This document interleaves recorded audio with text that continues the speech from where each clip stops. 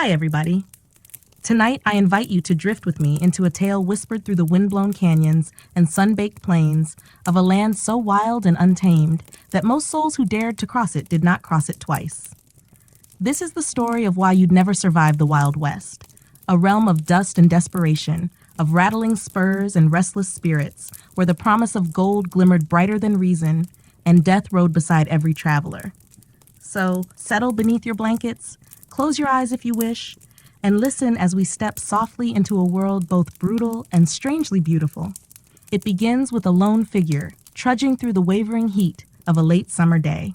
His name is Thomas Avery, once a clerk in Boston, now a drifter drawn westward by rumors of silver veins buried deep in the Sierra Nevada. Thomas was not born for this life. His hands are soft, his lungs accustomed to the salt of the Atlantic breeze, not the grit of prairie storms. Yet here he is, boots worn thin, hat frayed at the brim, his last canteen half empty, and his mind full of daydreams spun from newspaper headlines and baroom boasts. The land he crosses pays no mind to his daydreams. It greets him with cracked earth and sagebrush that rustles with unseen life, snakes, scorpions, and the occasional rabbit bounding for cover. The sun above is merciless, searing his neck through the hole in his hat. He tries to pace himself, counting steps in his head to pass the time, but each mile drags longer than the last, and each gust of wind seems to steal a little more moisture from his tongue. By dusk, Thomas stumbles into what passes for shelter, a half-collapsed cabin abandoned by some other dreamer who came before. The door swings on one hinge, creaking like a ghost protesting its solitude. He ducks inside and drops his pack, back against a wall of splintered logs. Through the broken roof, stars begin to appear, cold and sharp, so unlike the familiar lamps of the city. Out here, there is no lamplighter to banish the dark, no constable to chase away thieves. Out here, the dark has teeth. Thomas strikes a match, he has only 5 left, and coaxes a small flame from a bundle of twigs he found outside. The light flickers across the cabin's single room, revealing a battered chair, a stove rusted through, and a scattering of mouse droppings in the corners. He knows he should keep watch, but his eyes keep drifting shut, head nodding forward until a distant coyote howl jerks him awake. In his dreams, Boston comes to him, cobblestone streets wet with spring rain, the bakery near his boarding house where he'd buy fresh rolls each morning, the sound of carriage wheels and the clop of horses that never bucked or bolted because they were well fed and shod with care. The memory is a gentle ache, but it fades quickly when he wakes to the wind rattling the loose boards of the cabin. He rummages through his pack, stale biscuits, a scrap of salted pork, his father's pocket watch ticking softly in the dark. He eats sparingly, knowing the nearest town, if you could call it that, is 2 days' walk west, and his water will not last that long if the next well is dry. He tries not to think about dying of thirst. He tries not to think about the graves he passed by the roadside, mounds of earth marked with rough crosses, or sometimes nothing at all. Sleep does not come easy. Each sound, branches scraping the roof, an owl hooting somewhere close, sounds like footsteps. He imagines bandits slipping through the night, knives drawn, teeth yellow with tobacco and lies. He imagines wolves, though he's been told they're rare this far south. Mostly, though, he fears men. The Wild West does not starve for predators, but the worst of them walk on 2 legs, just like him. Morning brings no comfort. The sun peeks over the horizon like a sheriff's lantern, and Thomas forces himself to his feet, joints stiff, back sore from sleeping on bare boards. He leaves the cabin behind without looking back. He does not want to wonder about the man who built it, whether he found gold or a shallow grave. Better to keep moving, to keep the dream alive. So he walks on, boots crunching over gravel and dry grass, eyes on the wavering line where sky kisses earth. By midday, his lips are cracked, tongue swollen. He passes a snake coiled beneath a rock, flicking its tongue at him as if mocking his thirst. He has heard stories of men who drank from streams only to die writhing from fever days later, their bodies found bloated and blue. He tells himself he will find a safe well soon. Someone's homestead, maybe, where he can trade a silver button from his coat for a bucket of water. When the sun dips again, Thomas finds a trail, a pair of wagon ruts baked hard into the ground. Relief swells in his chest. Where there are wagon tracks, there must be people. And where there are people, there is water. He follows the ruts, stumbling now, vision blurring at the edges, dust clinging to his lashes. He thinks of the men who rode these trails before him, farmers, prospectors, outlaws fleeing the law. He wonders how many survived and how many the prairie swallowed whole. Night falls before he sees the glow, a flicker of lantern light far ahead, dancing like a firefly in the darkness. He presses on, every step agony, until at last he sees it, a small camp nestled beside a creek that trickles weakly through the dry grass. Two figures sit by the fire, their shadows tall and thin against the canvas of a covered wagon.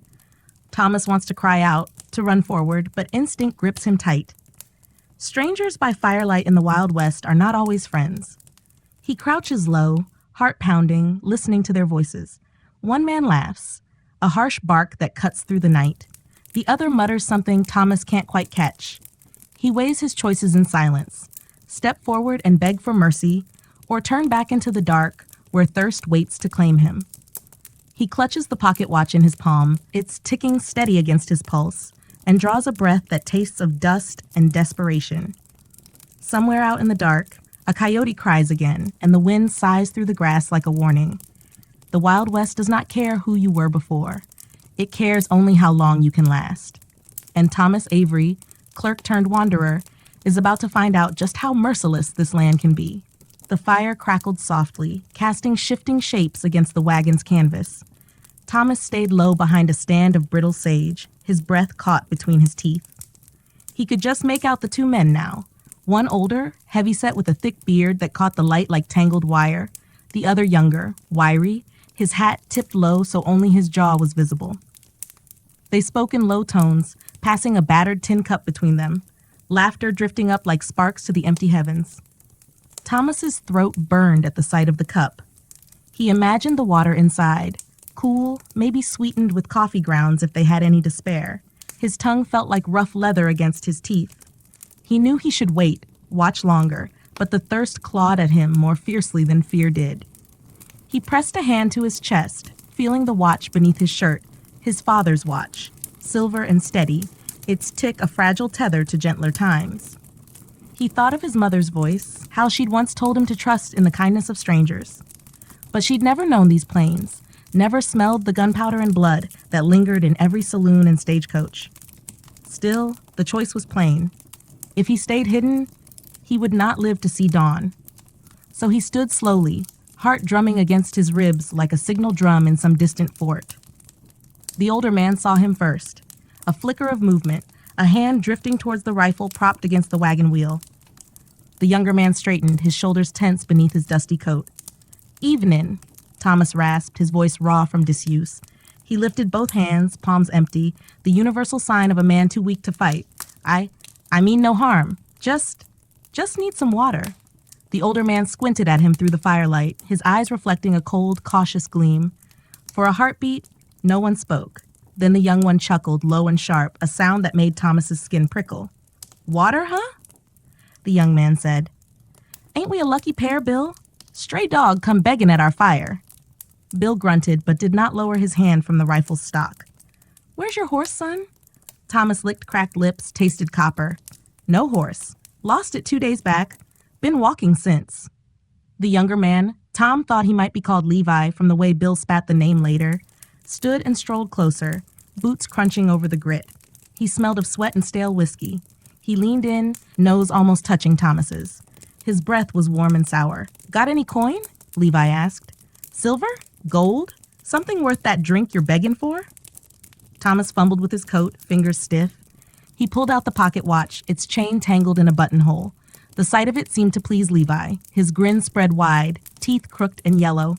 He snatched it from Thomas's trembling hands, flipped it open with a practiced flick of his thumb. "Nice piece," Levi murmured. "Real fine." "It was my father's," Thomas whispered. "Please, water." Bill spat into the dust, then jerked his chin at the creek beyond the fire. "Water's there. Help yourself." Relief near knocked Thomas to his knees. He stumbled past the fire, boots slipping on the creek's muddy edge. He fell hard, hands plunging into the cool trickle. The taste was metallic and faintly sour, but he drank deeply, heedless of the grit between his teeth, of the cold mud seeping through his sleeves. The water washed the fire from his throat, dulled the throbbing in his temples. When he had drunk his fill, he sat back on his heels, chest heaving. Over his shoulder, Levi's laughter drifted down the bank. "Look at him, Bill, like a mangy hound. Ought to put him down." Bill grunted again. He seemed less amused than Levi. His eyes weighed Thomas like a butcher sizing up a side of beef. Thomas forced himself to stand, wiping his mouth with the back of his hand. "Thank you," he croaked. I'll go now. I don't want no trouble." But Levi stepped closer, swinging the watch on its chain. It glittered in the firelight, mocking Thomas with every slow turn. "Not so fast, city boy," Levi drawled. "Where you headed? No horse, no coin. How you plan to last out here?" Thomas looked past him, into the dark beyond the wagon, where the prairie stretched like a black ocean. He had no good answer.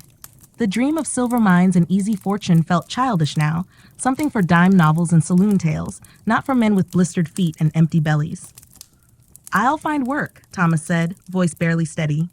"A ranch, a farm, anything." Bill let out a short bark of laughter, harder, older than Levi's. "Ain't no farms for men like you. You're green as spring grass, boy. Ain't got the back nor the belly for this land." Levi flicked the watch closed with a snap.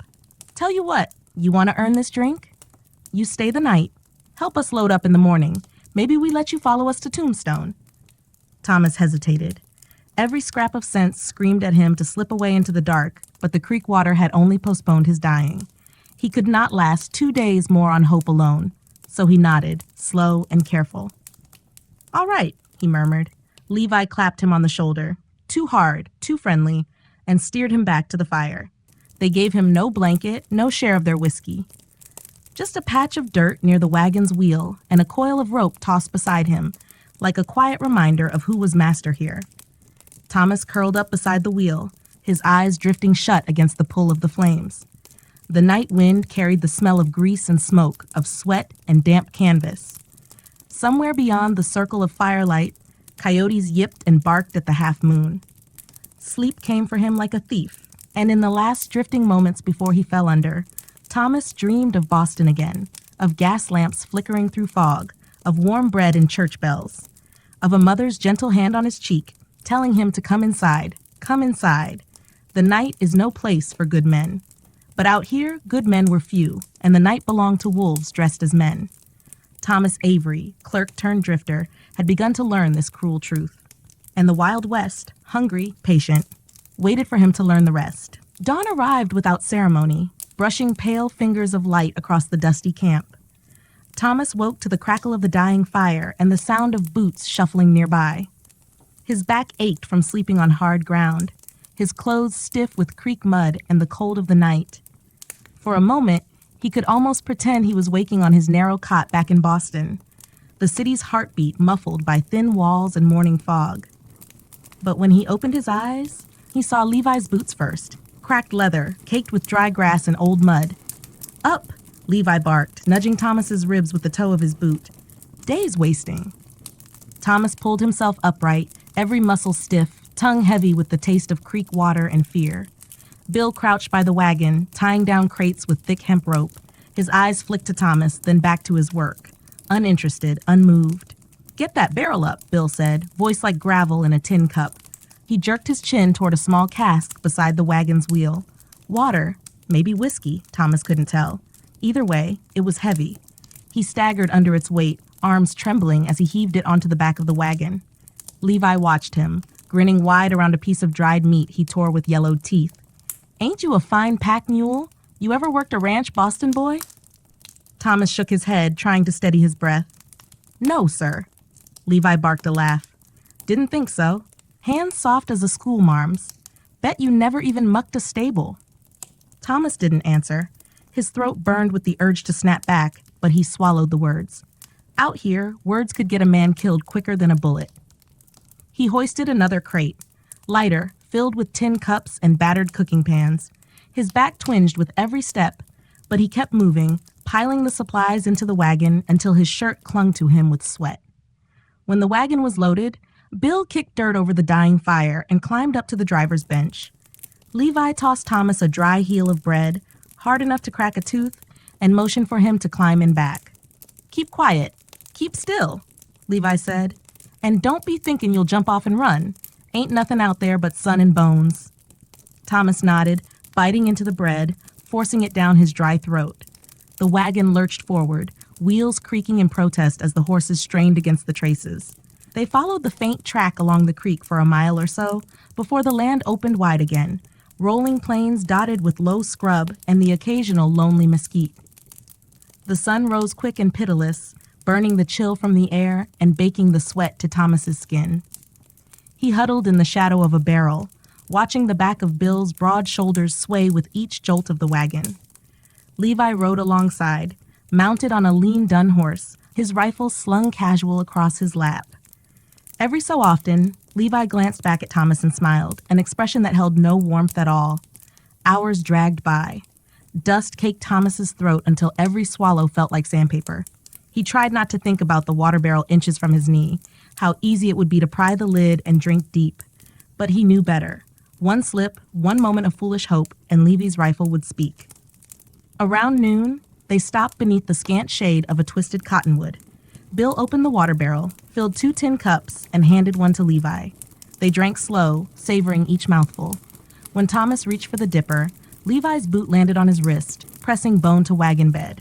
"You want water, Boston boy?" Levi asked, smiling wide again. "Earn it." Thomas flinched. "How?" Levi motioned with the cup. "See that fence line yonder?" He pointed to a ragged line of posts half swallowed by tall grass. "Ain't nobody kept it up in years. You run down there. Check if there's any cattle left on that pasture. Bring me back a count." Thomas stared, the heat making the horizon dance. The fence looked far, maybe half a mile out, maybe more. The sun beat down, mocking him with its bright indifference. "If I don't come back?" Thomas asked. Bill chuckled, a low, hollow sound. "Then we ride on. Either way, you're lighter than that barrel." Thomas swung down from the wagon bed, boots sinking into dry earth. His legs trembled as he started across the grass. The sun pressed on his shoulders like a heavy hand. Every step seemed to drag him deeper into the shimmering heat. He heard the wagon creak behind him, the quiet murmur of the horses shifting in their traces, the faint scrape of Levi's laughter.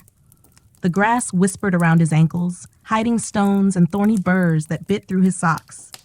He kept his eyes on the fence posts, leaning at odd angles, like old men too stubborn to lie down. When he reached the first one, he rested his hand against the splintered wood and scanned the dry pasture beyond. No cattle, no sign of life at all, just tufts of brown grass and distant gullies where flash floods had once carved the earth. He turned, squinting back at the wagon, a black shape wavering in the sun's glare. A thought flickered through him. Run. Slip away into the grass, find the creek again, maybe follow it west until he stumbled across a ranch or a kind soul. But the thought fizzled as quick as it came. He was weak. He had no water, no food, no map. The Wild West had no mercy for men who ran with empty hands. So Thomas trudged back, each step heavier than the last. When he reached the wagon, Levi leaned down from his horse, his smile mocking. "How many?" Thomas shook his head. "None. It's empty." Bill grunted, not surprised. He flicked the reins, and the wagon lurched forward once more. Levi spat in the dirt, then tossed Thomas the empty tin cup. "Drink," he said. "A man's got to know his place out here." Thomas caught the cup, dipped it in the water barrel, and drank. Each swallow slid down like a lie he told himself to keep going. He knew now what he hadn't in Boston, that the Wild West did not kill only with bullets and blades. It killed with thirst, with hunger, with long roads that led to nowhere but dust and bones. He drained the cup, wiped his mouth, and climbed back into the wagon's shadow. The sun rode high and merciless above, and the rattling wheels carried him deeper into a land that promised no second chances, only more lessons written in sweat and fear. And still, somewhere deep inside, a stubborn spark clung to him, small and foolish, whispering that maybe, just maybe, he would find a place to stand before the prairie swallowed him whole. The sun began its slow slide toward the western rim of the world, dragging the day's heat along with it, but leaving behind a shimmer of exhaustion that clung to every man and beast in that rattling caravan. The wagon's iron-rimmed wheels creaked and groaned over ruts hardened like bone. Dust rose with every turn, clinging to Thomas's tongue and settling in the lines at the corners of Bill's eyes. Levi rode ahead now, half a length before the wagon. his rifle balanced across his saddle horn, eyes flicking left and right as if daring the world to show him a threat worth his bullet. In the wagon's shadow, Thomas shifted, stretching legs cramped and sore from hours perched among crates and barrels. His mind drifted toward Boston again. How easy it was to lose himself in the memory of cobblestone streets when the prairie offered nothing but endless sameness. He saw his father bent over a ledger, lamp burning low on the desk, the scratch of a pen steady as a heartbeat. He heard his mother's soft hum as she folded linen near the window, city rain pattering against glass. It struck him how far those gentle noises were from the drone of cicadas and the hiss of dry grass scraping the wagon's sides. Bill's rough voice cut through the haze. "Night'll catch us soon? Reckon we'll make camp by the big cottonwoods." He didn't look back at Thomas as he spoke. He hadn't said more than a handful of words since morning, only barked an order when the wagon lurched on a rut or when Thomas's clumsy hands threatened to spill precious water. Thomas wondered if there was any kindness left in Bill, or if it had been scoured away by the wind and years. When the sun finally touched the horizon, they found the trees, a small clutch of cottonwoods huddled around a lazy bend in the same creek Thomas had drunk from the night before. The water here ran clearer, shaded by the broad leaves overhead. Bill reined the horses to a halt and clambered down, his knees cracking like old leather. Levi dismounted with a flourish, stretching his arms wide as though greeting an old friend. He winked at Thomas, the way a snake might wink if it could manage the trick. "Fetch firewood, Boston," Levi said, tossing him a battered hatchet. "Mind your hands. We ain't got a doctor when you cut a finger clean off." Thomas slipped from the wagon, legs weak and numb. The ground felt oddly soft beneath his boots after the day's endless rattling. He turned toward the tree line, the hatchet heavy in his palm, its blade dull and nicked. Each step into the cottonwoods felt like stepping into a hushed chapel. The wind caught in the leaves above. The creek murmured over smooth stones. It was the only gentleness the land had offered him in days. He found deadfall soon enough, branches snapped by old storms and left to dry in the sun. He knelt to gather them, the hatchet hanging at his side, its edge tapping his knee as if reminding him how thin the line was between tool and weapon. He wondered, briefly, foolishly, if he might carry it back into camp and bury it in Levi's throat. But the thought withered even as it bloomed. He was no killer, no desperado in a dime novel. He was Thomas Avery, clerk, dreamer, a boy who once counted coins and swept floors extra pennies on Sundays. When he returned, Levi crouched by the creek, sleeves rolled high as he splashed his face. Bill knelt by the wagon, rummaging through a saddlebag for a coil of salt pork and a sack of dried beans. Thomas dropped the wood by the blackened circle where last year's travelers had once built their fire. He crouched and began stacking branches, striking flint to dry moss until the spark caught. Smoke curled up, thin and white, vanishing into dusk. The flame followed, timid at first, then hungry once it tasted air and pine resin. Levi settled opposite him, legs crossed, eyes glittering like glass in the fire's glow. "Ain't too useless with your hands, after all," he said. "You ever hunt, Boston?" Thomas shook his head. "No, sir." "Ever shoot?" "No," Levi snorted. "God help you." Bill dropped the salt pork on a battered tin plate, slicing off thin curls with a long knife. The meat glistened in the firelight, a small fortune in fat and salt. Thomas's stomach knotted at the smell, sharp and heavy, so far removed from stale biscuits and bitter creek water. They ate without ceremony, Levi tearing strips of pork with his teeth, Bill chewing slow and methodical. When Thomas reached for a scrap, Bill's hand shot out, palm up. "Show me your watch," Bill said, voice low. Thomas's heart lurched. He glanced at Levi, who only smiled wider, lips glistening with grease. "He's got it," Thomas murmured. Bill's eyes slid to Levi, who shrugged, pulling the watch from his pocket by its chain. He dangled it over the fire, letting the warm glow catch on its polished face. The tick of it seemed impossibly loud in the hush between men and trees. "Boy's father's," Levi said. "Nice piece. Shame to trade it for a mouthful of water." Bill's gaze lingered on Thomas. There was something behind his eyes that flickered like the fire, pity maybe, or memory, or just the ghost of decency that men like Levi didn't bother with. "Give it here," Bill said. Levi laughed but tossed it over. Bill caught it, turned it in his thick fingers, and set it in his breast pocket without another word. Thomas wanted to speak, wanted to demand it back, to beg, to shout. But the words dissolved in the hush between the crackle of the fire and the rustle of night birds waking in the branches above. He forced down another bite of pork instead, each chew turning to ash on his tongue. When the meal was done, Bill rose, brushing crumbs from his coat. He stood at the wagon's wheel, back to the fire, watching the shadows gather where the creek whispered over rocks. Levi stayed near Thomas, poking the embers with a stick, his grin softer now but no less cruel. "You're learning, Boston," Levi said, voice almost gentle. "Out here, a man's worth is what he can hold in his hands. Gold, lead, or nothing at all." Thomas said nothing. He lay down by the fire, the warmth washing over him, smoke drifting into his clothes.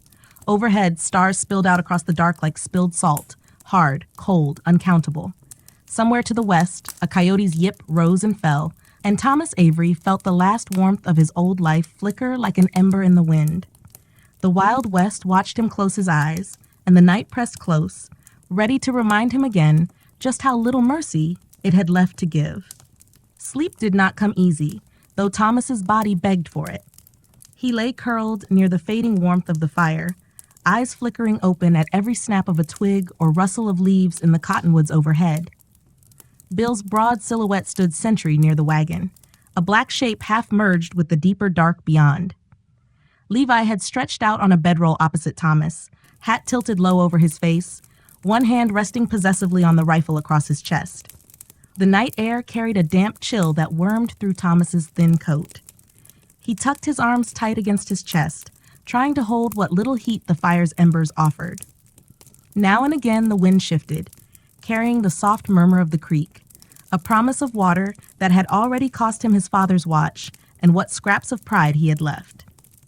When his eyes drifted shut, they dragged him back to Boston in cruel half-dreams, the smell of bread baking before dawn, the damp reek of the harbor when the wind blew in from the east, his mother's voice calling him to hurry, hurry, or he'd miss his morning shift at the store. But each dream bled into another image, cottonwoods shifting above him like cathedral rafters, Levi's teeth bared in a grin, Bill's hard eyes judging him from the shadows. At some hour when the moon had climbed high, Thomas woke with a start. The fire was little more than a scatter of glowing coals. Bill had moved closer, crouched by the flames, feeding it a few dry twigs. His eyes flicked to Thomas, neither harsh nor warm, just weighing him, as if trying to measure how much life the boy had left in him. "Can't sleep?" Bill rasped, voice low so as not to wake Levi. Thomas sat up, brushing ash from his sleeve. "Not much." Bill poked the coals with a stick, sending a swirl of sparks drifting into the branches overhead. "First time out this far?" Thomas nodded. "First time this far from a city at all," Bill grunted, as if that explained everything worth knowing. He tossed another twig on the coals. "You ever wonder why men keep coming out here?" he asked after a moment. "Why they leave behind houses with warm stoves and good roofs? Come out here where the wind cuts to the bone and the ground wants to bury you?" Thomas hesitated. He thought of newspaper clippings pinned to tavern walls, the big bold headlines promising silver, gold, land free for the taking. He thought of the way men leaned across bar counters and swore they'd come back rich as kings. "Hope," he said, the word tasting bitter on his tongue. Bill chuckled, a dry rasp of sound. "Hope's a fine thing to start with, but it's a poor meal when the larder's empty." He stood, straightening with a groan, and glanced at Levi's sleeping form. The younger man snored soft and steady, his hand never straying from the rifle. "You listen, Boston," Bill said, his voice quieter now, nearly lost beneath the night's hush. "You keep your head low, keep your mouth shut. Men like him," he nodded at Levi. "They live for the chance to pull a man apart, piece by piece, and blame the wind for blowing the bones away." Thomas's throat tightened. Why keep him close then? Why not?" Bill's eyes flickered with something like regret. Or maybe it was just the firelight. "Out here," he said, "sometimes a rattlesnake's better at keeping other beasts away. You'll learn that if you last." He turned and stepped back into the darkness near the wagon, boots crunching softly in the dirt. The conversation left Thomas more awake than before. He lay back down but stared at the stars through the cottonwood canopy, counting them until his mind blurred and his eyelids fell heavy. Morning came gray and thin. The creek's voice was louder in the dawn hush, and Thomas's body ached all through, shoulders stiff, legs cramped. Bill was already at the horses, checking hooves and tightening straps. Levi stood in the creek itself, boots off, trousers rolled to his knees as he washed his face with noisy splashes. "Wake up, Boston," Levi barked when he saw Thomas stir. "Day's waiting, and she don't like being kept." Thomas forced himself upright. His stomach growled, a hollow complaint that earned no sympathy. Levi tossed him a scrap of dried biscuit, hard and cracked from weeks in a saddlebag. He chewed it slow, each bite gritty with old flour and specks of salt. They broke camp with little talk. Thomas doused the coals, burying them under damp earth, just as Bill ordered. The wagon groaned under their weight as they climbed aboard again, the wheels biting into soft creekside mud before catching the harder trail. As they rolled westward, the land began to shift, flatter now, the grasslands opening wide like an endless ocean of gold and dull green. Distant hills crouched low on the horizon, their shapes wavering like ghosts in the heat. Thomas sat wedged between a barrel and a crate of spare tack, his mind drifting with every turn of the wheels. Hours blurred. The sun climbed high and fierce, burning sweat from their skin before it cooled. Levi sang sometimes, low, tuneless lines about women in towns Thomas had never heard of, about whiskey strong enough to burn sorrow straight from a man's bones. Bill rode in silence, eyes sweeping the horizon as if expecting trouble to come galloping from every fold in the land.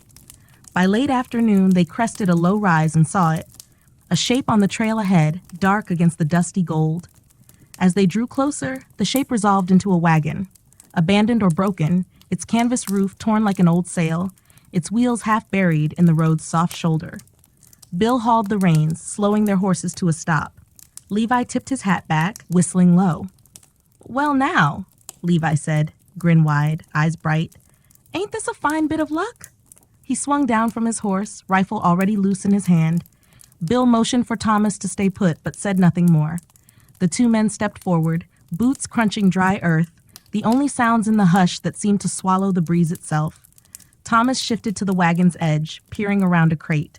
The broken wagon ahead sat at an awkward tilt, its back axle splintered clean through. The canvas flapped in the wind, a ghost's flag above the dry trail. Beside it lay a scatter of crates and sacks, half ripped open by wind or animals. Something cold prickled at the base of Thomas's spine. He listened, straining for any sound, a voice, a cry, even the whisper of a breath behind the ruin of the wagon canvas. But the Wild West gave no warning, only silence deep enough to make a man doubt his own heartbeat. And Thomas Avery, clerk turned drifter, watched the two men move toward the broken wagon, each step a roll of dice on land that never forgave the slow or the soft. Levi reached the abandoned wagon first, boots silent now despite his swagger, rifle shifting to his shoulder as he circled wide. Bill came up slower, his hand resting near the pistol at his belt. The wind tugged at Bill's coat and stirred the loose canvas flap that dangled from the broken wagon's roof, flapping like a dying bird's wing. Thomas strained forward on the wagon bed, trying to see more than the shifting shapes and scraps of broken crates. He held his breath, every sense leaning into the hush that pressed against the trail like a waiting hand. The horses at the reins shifted and snorted, ears flicking back and forth as if they too smelled something sour in the air.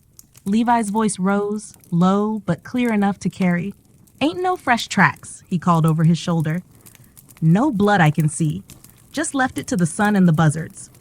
Bill grunted in reply, stooping to lift the corner of a torn burlap sack. Dry grains spilled through his fingers, seeds tumbling onto the hard-packed earth. He sniffed at the spilled cargo, his face unreadable beneath the broad brim of his hat. Thomas's eyes darted past them, trying to catch a glimpse of what might lie beyond the other side of the wagon. Footprints, maybe, or the soft slump of a body in the dust. But the canvas flap danced and fell in a way that hid more than it showed, and the shadows inside the wagon's bed seemed thicker than the plain daylight should allow. Levi nudged open a wooden crate with his boot. The lid fell away with a dull thud, revealing a jumble of tin cups, a few rusted tools, a coil of rope gone stiff with age.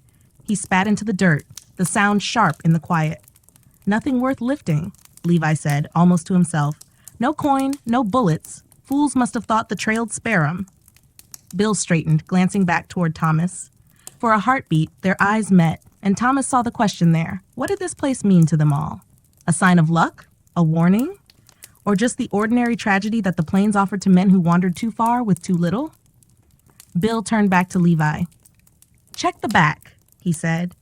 If there's any spare tack or canvas, we take it. Leave the rest for the coyotes. Levi grinned, his teeth white in the late sun. He slipped around the wagon's far side, out of Thomas's view.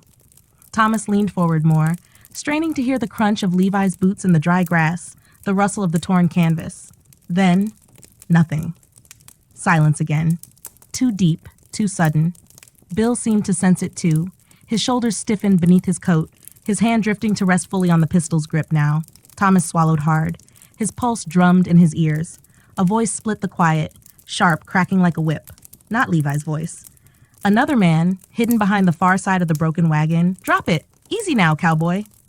Thomas froze, breath locked in his chest. Bill did not move, but his head turned a fraction, just enough to gauge where Levi had gone. Another voice rose behind the first, lower, cold and flat. Step back. Hands up.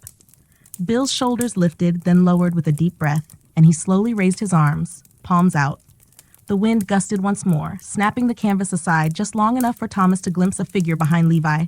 A man in a ragged coat, wide-brimmed hat shadowing eyes that looked like holes bored into weathered wood. A rifle muzzle pressed to Levi's side. Another figure appeared behind Bill, stepping out from a hollow scrape beneath the wagon's bed, his boots ghost silent in the grit.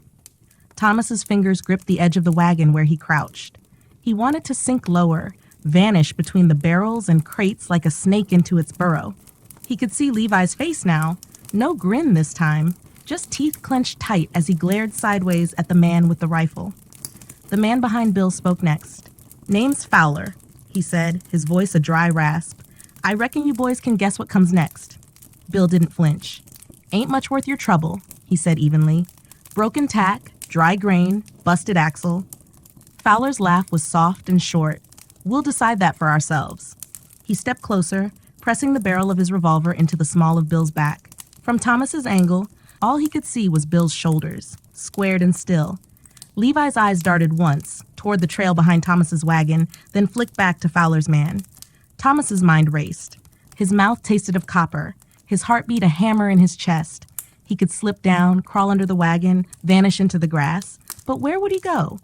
Alone, unarmed, he'd last a day at most. And if they saw him run, a bullet would find his back long before the horizon did. Bill spoke again, voice calm as stone. Let the boy go. Ain't worth the shot. Thomas felt the word boy like a slap.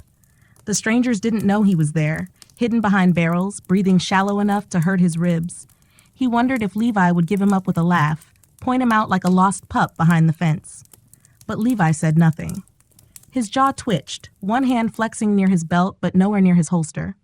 Fowler's man kept the rifle pressed to his ribs. Fowler stepped closer to Bill, close enough that Thomas could hear the leather creak as the man shifted his stance. You've got mules, a wagon that still rolls, better than ours anyway, and you got your boots, your coats, good enough to trade for whiskey down Tombstone Way. Bill didn't answer. Thomas knew, with a clarity that felt cold as creek water, that this moment balanced on a blade's edge. One word, one twitch, and the plains would drink fresh blood. He pressed back deeper into the wagon bed, heart hammering, hoping the barrels and shadows would hold him tight. He wished, not for the first time, that he was back on a Boston street with the salt wind in his hair and the clang of distant bells to chase away silence. But there were no bells here, only the hush before thunder, the hush before lead found flesh. And Thomas Avery, clerk turned drifter, realized that the Wild West did not just test a man's courage. It demanded it, bled it from him, and left him with nothing but the taste of fear and dust on his tongue. The hush held, a thin wire stretched tight between the men standing in the dying light. Somewhere beyond the broken wagon, a hawk called once, its cry sharp enough to make Thomas flinch where he crouched behind the barrels. The taste of fear sat thick on his tongue, metallic and dry, and each heartbeat seemed to echo too loud in the hollow behind his ribs. Fowler shifted his revolver, pressing it firmer into Bill's back as if testing whether the old man might flinch. Bill didn't.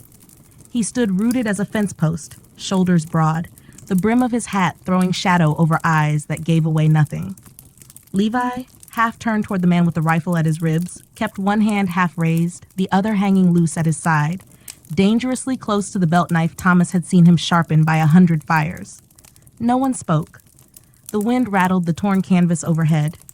In the silence, Thomas realized how loud the blood was in his own ears, each shallow breath scraping dry across his teeth. It was Fowler who broke it, voice low, almost conversational, like two neighbors talking fence lines. "Don't reckon you two are headed anywhere worth my trouble to follow," he said. "But your gear's worth something. Drop the belts. Rifles, too." Levi's mouth twitched, almost a smile, but too thin to reach his eyes. "You planning to walk away in my boots, friend?" he asked, voice soft and sharp as a whittling knife. Fowler didn't rise to it. His man behind Levi just gave the younger drifter's ribs a nudge with the rifle barrel. Levi's shoulders tensed, the corded muscles in his forearm tightening as his hand brushed the knife hilt. Bill's voice came then, low but cutting through the dusk like a stone through glass. "Don't, boy." A heartbeat passed. 1, 2, and Levi's hand dropped, fingers splaying wide. He bent slow, movements careful, as he unbuckled the gun belt from his hips. The revolver slipped loose in its holster, the metal catching what was left of the sun as he laid it in the dust. Fowler motioned with the revolver for Bill to do the same. Thomas shrank lower, shoulders pressed tight against the rough wood of the wagon's side. He wanted to close his eyes, to squeeze them shut and wake up beneath city roofs where men fought with words, not cold steel and lead. But the sound kept him rooted, leather straps unbuckling, the heavy clink of Bill's revolver hitting the earth, the creak of boots shifting on dry ground. Fowler's man reached forward, rifle still aimed as he kicked the weapons away. Levi's gun tumbled near a dried sage bush, half buried in the dust. Bill's revolver landed a few feet off, dull and heavy as a gravestone. "You're a careful one, old man," Fowler said, stepping closer to Bill's shoulder. "I respect that. Makes this easier." Bill didn't move. Levi's jaw worked, eyes flicking to the edge of the trail, to the sun sinking into a bloody smear behind the distant hills. Thomas's mind whirled. What would they do next? Take the mules? Leave them stranded in the middle of this sun-baked nowhere? Shoot them to keep the tail quiet? He tried to breathe softer, willing himself smaller, nothing more than another sack of grain hidden in the wagon's shadow. Then Fowler's voice dropped, softer still, but with an edge that bit clean through the hush. "Strip the saddles, too. Harness. We'll lead the stock out, burn the wagon if we've got time." A flicker of movement from Levi. Too quick, too sharp. He lunged sideways, a flash of metal in his hand. The hidden knife pulled from his belt with a snake's speed. The man behind him barked a curse, but the blade was already buried deep in his side. A shot cracked wide in the dusk, the rifle firing into the dust as the man stumbled back, Levi's teeth bared in a snarl. Thomas flinched at the thunder of the gunshot, his heart punching against his ribs. Bill moved in the same instant, swinging hard with an elbow that caught Fowler under the chin. The revolver barked once, wild, the bullet whining off the wagon's side inches above Thomas's head. Sparks leapt from the iron rim. Thomas's breath stuck in his throat. Levi pivoted, pulling the knife free, slick now with the other man's blood. The wounded man fell to his knees, eyes wide, hands pressed to the red blooming through his shirt. Levi didn't wait. He lunged at Fowler, but Fowler twisted, bringing the revolver up again. Bill was faster. He grabbed Fowler's wrist, the two men grunting in the dusk as they grappled for the gun. Another shot, closer this time. Thomas ducked, hands over his head. The wagon shuddered as the shot slammed into a barrel beside him. Grain spilled out, pattering like hard rain on the wagon bed. Levi wrestled Fowler's man's dropped rifle free, snatching it up with blood-slick hands. He swung it like a club, catching Fowler across the face. Bone cracked. Fowler staggered back, revolver tumbling into the dirt. Bill lunged after it, boots pounding the earth. And then, for a moment that seemed to hang suspended in the hush between heartbeats, it was over. Fowler lay face down in the dust, not moving. The man Levi had stabbed curled on his side, moaning soft, blood seeping between his fingers. Bill stood, revolver in hand now, chest heaving. Levi wiped the blade on the dead man's coat, his grin savage in the gathering dark. Thomas pressed a shaking hand to his mouth to keep from crying out. His ears rang with the echo of gunfire. The prairie around them seemed to lean in close, listening, hungry for more.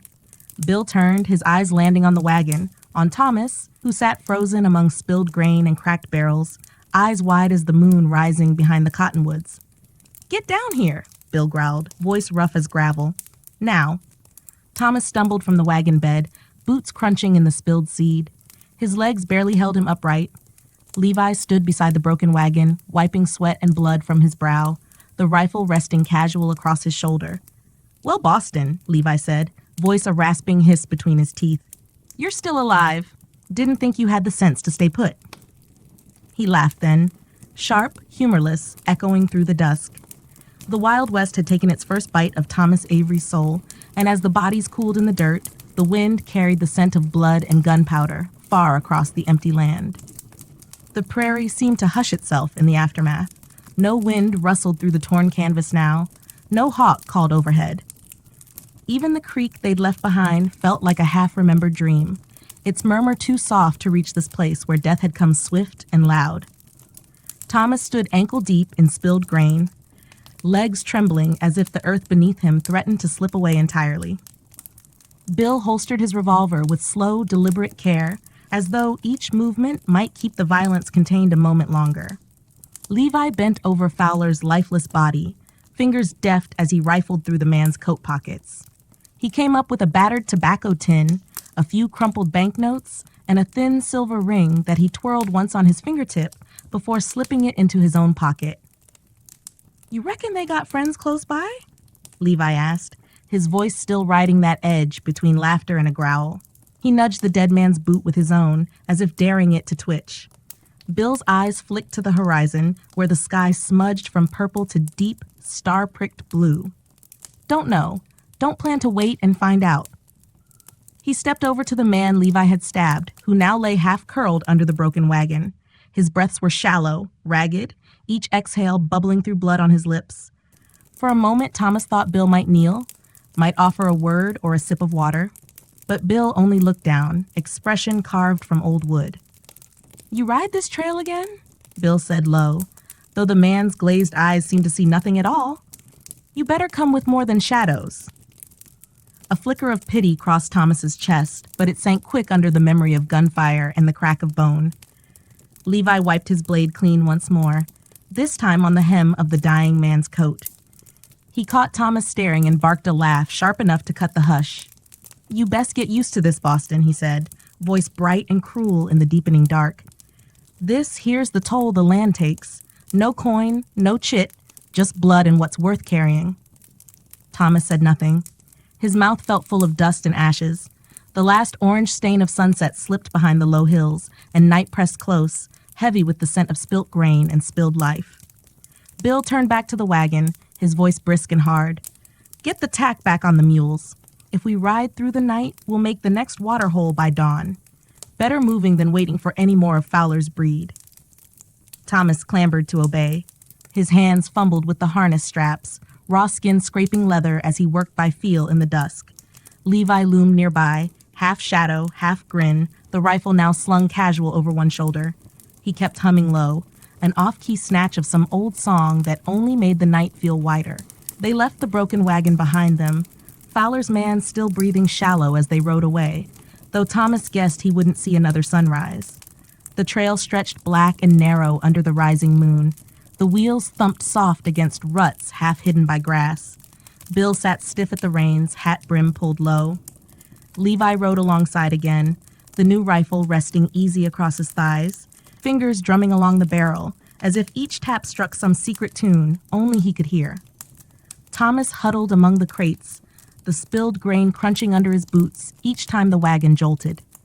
His ears still rang with echoes. Gunfire, a man's last gasp, the grunt of boots on dry dirt. He wanted to sleep, to fold himself away in some corner of the wagon's shadow and wake up in a place where the worst thing he might lose was a pocket watch and a half-day's pay. But the West did not deal in such gentle mercies. Hours crawled by. The moon rose higher, its light turning the trail into a ribbon of silver, that wound between folds of grass and sparse stands of cottonwood. Coyotes howled somewhere behind them, a thin, mournful chorus that chased the wagon's creaking wheels. Now and then, Levi turned his horse closer to the wagon, his grin catching the moonlight like a blade. "You did good, Boston," he said once, though his tone made the words feel like a dare more than praise. "Stayed put. Didn't squeal. Makes a man easier to keep alive." Thomas didn't answer. He only pressed himself deeper between barrels and tack, the chill of the night sinking through his coat. He felt the weight of the blood that had spilled back at the broken wagon settle onto his shoulders like an old ragged cloak. He could almost feel the prairie watching him from all sides, listening to every breath, weighing whether he was worth the trouble of sparing. Bill said nothing at all. He kept the horses steady, eyes fixed on the trail ahead, hands loose on the reins, but ready, always ready. Once he glanced back at Thomas, just long enough to hold his gaze through the darkness. There was no softness there, no comfort, only a quiet command that spoke louder than any words. Keep your head down. Keep breathing. Learn fast. And so Thomas did. He sat wrapped in his own silence, the wagon wheels singing their tired lullaby. The Wild West rolled on under the cold gaze of the stars, and the trail ahead offered nothing but miles of open dark, where men could vanish easy as a whisper and be swallowed whole by the land that gave nothing back but dust and ghosts. The hours between midnight and dawn stretched longer than any Thomas had ever known. Each mile of trail blurred into the next. The endless hush broken only by the creak of leather harness and the low snort of tired mules pulling the wagon ever westward. Moonlight silvered the grasslands on either side, giving the world an otherworldly glow that made Thomas feel as if he'd slipped between waking and dream, though no dream he'd ever known stank so much of gunpowder and fear. He sat with his knees drawn tight to his chest, half buried beneath a frayed blanket Bill had tossed at him without a word. The night wind slipped through every seam, carrying the chills straight to his bones. Each time the wagon jolted over a rut, his teeth knocked together and the bruises along his ribs throbbed in protest. But he made no sound. Levi's words lingered. "Did good, Boston," though whether they were praise or warning, Thomas could not say. Levi rode a little ahead now, guiding his horse in wide arcs that crossed the moonlit trail. Every so often, he'd drift close enough that Thomas could hear him humming again, low, tuneless scraps that sounded like a hymn mangled by whiskey and bad memories. Levi's silhouette looked carved from night itself, a shifting shape of broad hat, rifle stock, and the faint gleam of a grin whenever the moon caught his teeth. Bill sat hunched at the reins, shoulders squared against the wind. He hadn't spoken since they'd left the broken wagon behind. Once or twice, Thomas thought he saw Bill's head turn, as if he were listening for hoofbeats in the dark behind them. But the plains stayed silent, save for the restless cry of coyotes and the rustle of dry grass brushing the wheels. Thomas drifted in and out of a thin, uneasy sleep. When his eyes closed, they dragged him back to Boston's narrow streets, cobblestones slick with rain, oil lamps flickering warm behind glass, the sweet smell of baking bread. But always a gunshot cracked somewhere distant, and the dream would tear wide open, tossing him back into the endless prairie night. Near dawn, when the first bruised light bled into the eastern sky, Bill pulled the wagon to a halt beside a stand of cottonwoods that leaned low over another bend in the same thin creek. The mules stamped and snorted, grateful for rest and water. Levi swung down from his horse, stretching until his shoulders cracked like green wood in a hearth. "Well," Levi drawled, voice scratchy as if the night wind had rasped it clean. "Ain't we a pair of lucky bastards, Bill? And our Boston pup still breathing too?" Bill ignored him. He stepped down stiffly, wincing as his boots hit the earth. He checked the tack, ran a hand along the mule's flanks, then slipped a canteen from his coat. He took a single swallow, no more, before tossing it to Thomas without a word. Thomas caught it clumsily, the chill of the metal sharp against his raw palms. He drank slow, careful not to gulp it all at once. The water tasted of iron and river stones, but it soothed the raw ache in his throat, washing away the last grit of fear lodged there since the gunfight. Levi crouched at the creek's edge, filling his own tin cup. He turned to Thomas, that same fox's grin twisting his mouth. "You think you got the hang of it yet, Boston?" he asked. "Think you're west enough now to keep standing?" Thomas lowered the canteen, wiping his mouth with the back of his wrist. His voice cracked when he answered, dry and small. I don't know. Levi laughed. Sharp, not quite mean, but close enough to sting. That's the only right answer you got so far. Bill tossed down a bundle of firewood they'd brought strapped to the wagon's side. Get it burning, he told Thomas flatly. No bigger than your fist? We rest till the mules breathe right again, then we move. Thomas scrambled to obey. His hands felt too big and clumsy for the flint, each spark refusing to catch until at last a tiny flame danced among the dry twigs.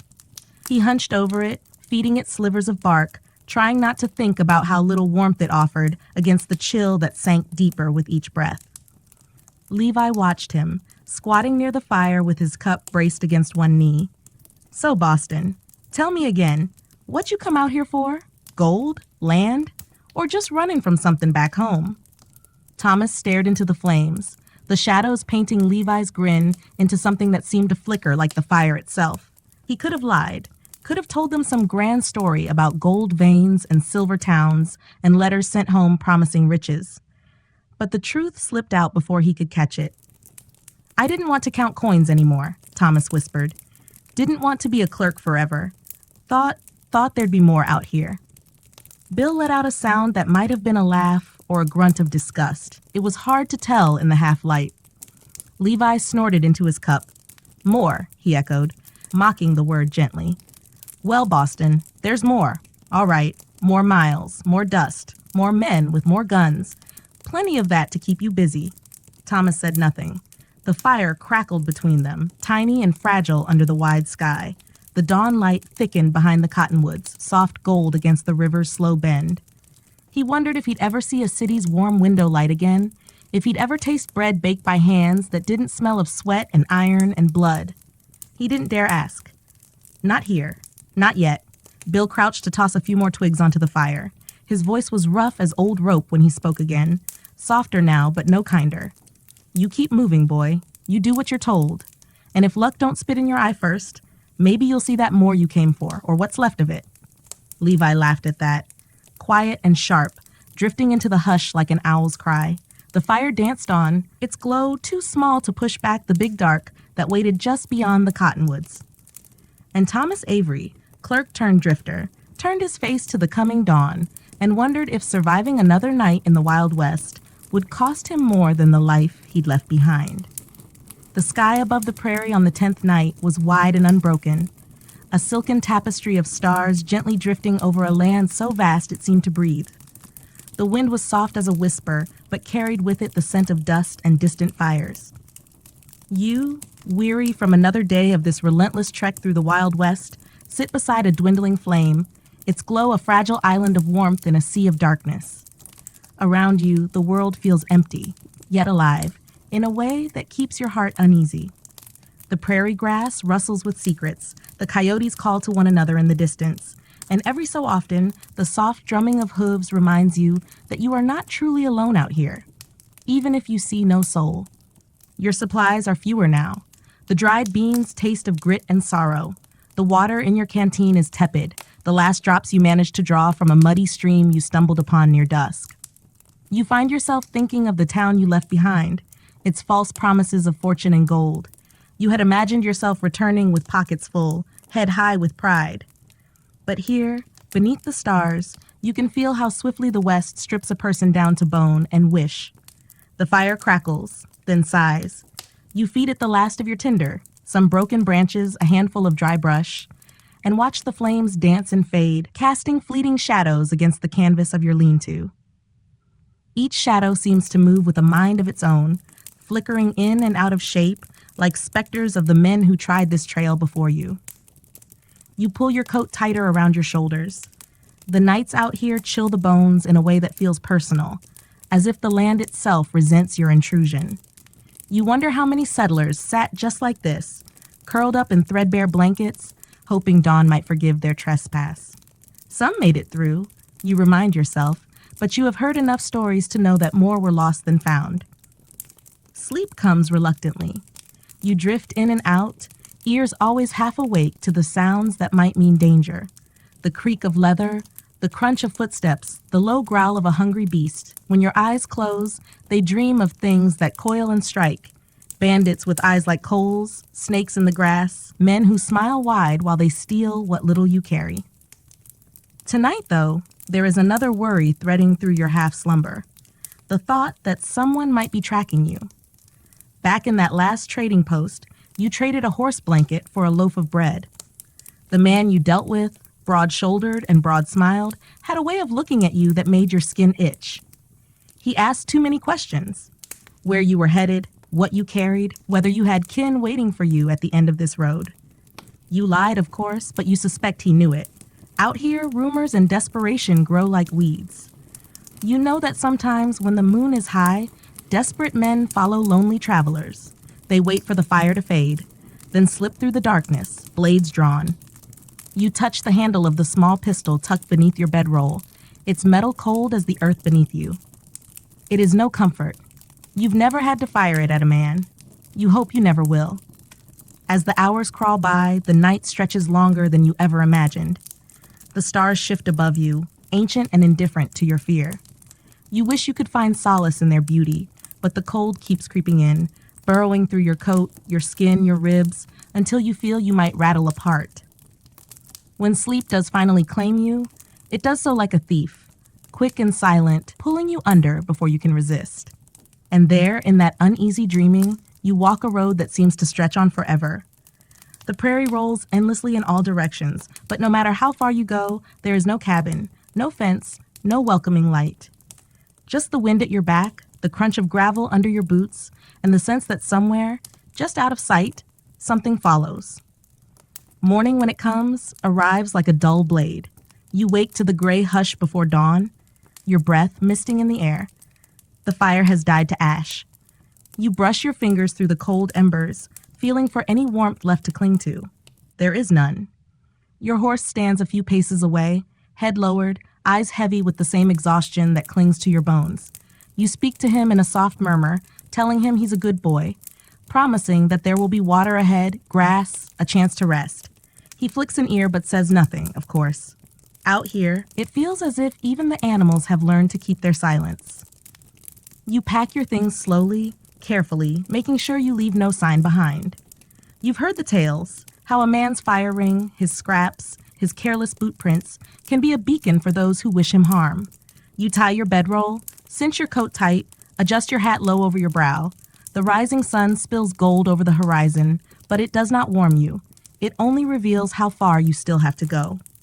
When you mount up, the prairie greets you with an endless hush. Somewhere to the west, a hawk circles high, a lonely sentinel watching you pass. You press your heels to your horse's flanks, and he obeys with a tired snort. Step by step, you set out again, toward that line where earth meets sky. Each hoofbeat reminds you, the Wild West is not a place that welcomes the unprepared. It tests you, wears you thin, devours your hope 1 mile at a time. And as you ride on into the waking day, you cannot shake the feeling that before long, the prairie will ask more of you than you have left to give. By midday, the sun has risen high and cruel above you, beating down upon the open plains with an indifference that makes the sweat bead at your brow and trickle down your spine. The prairie stretches on in an unbroken wave of dry grass and the occasional patch of stubborn sagebrush, its silver-green leaves dancing in the dry breeze. There is no shade here, no merciful copse of trees, no whispering brook to cool your parched tongue, only the ceaseless expanse that reminds you again and again how small you truly are.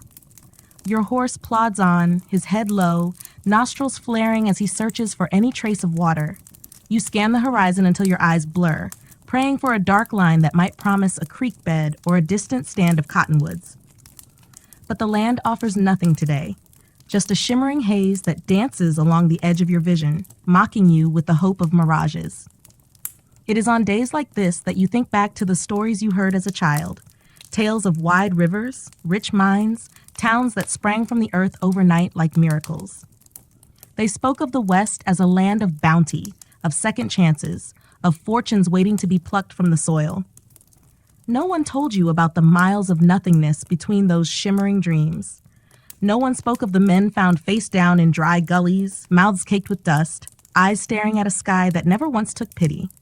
Your canteen is nearly empty. Each sip you steal feels like a betrayal of your future self.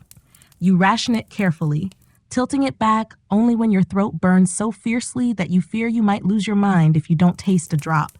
Even then, it is warm and stale, flavored with tin and desperation.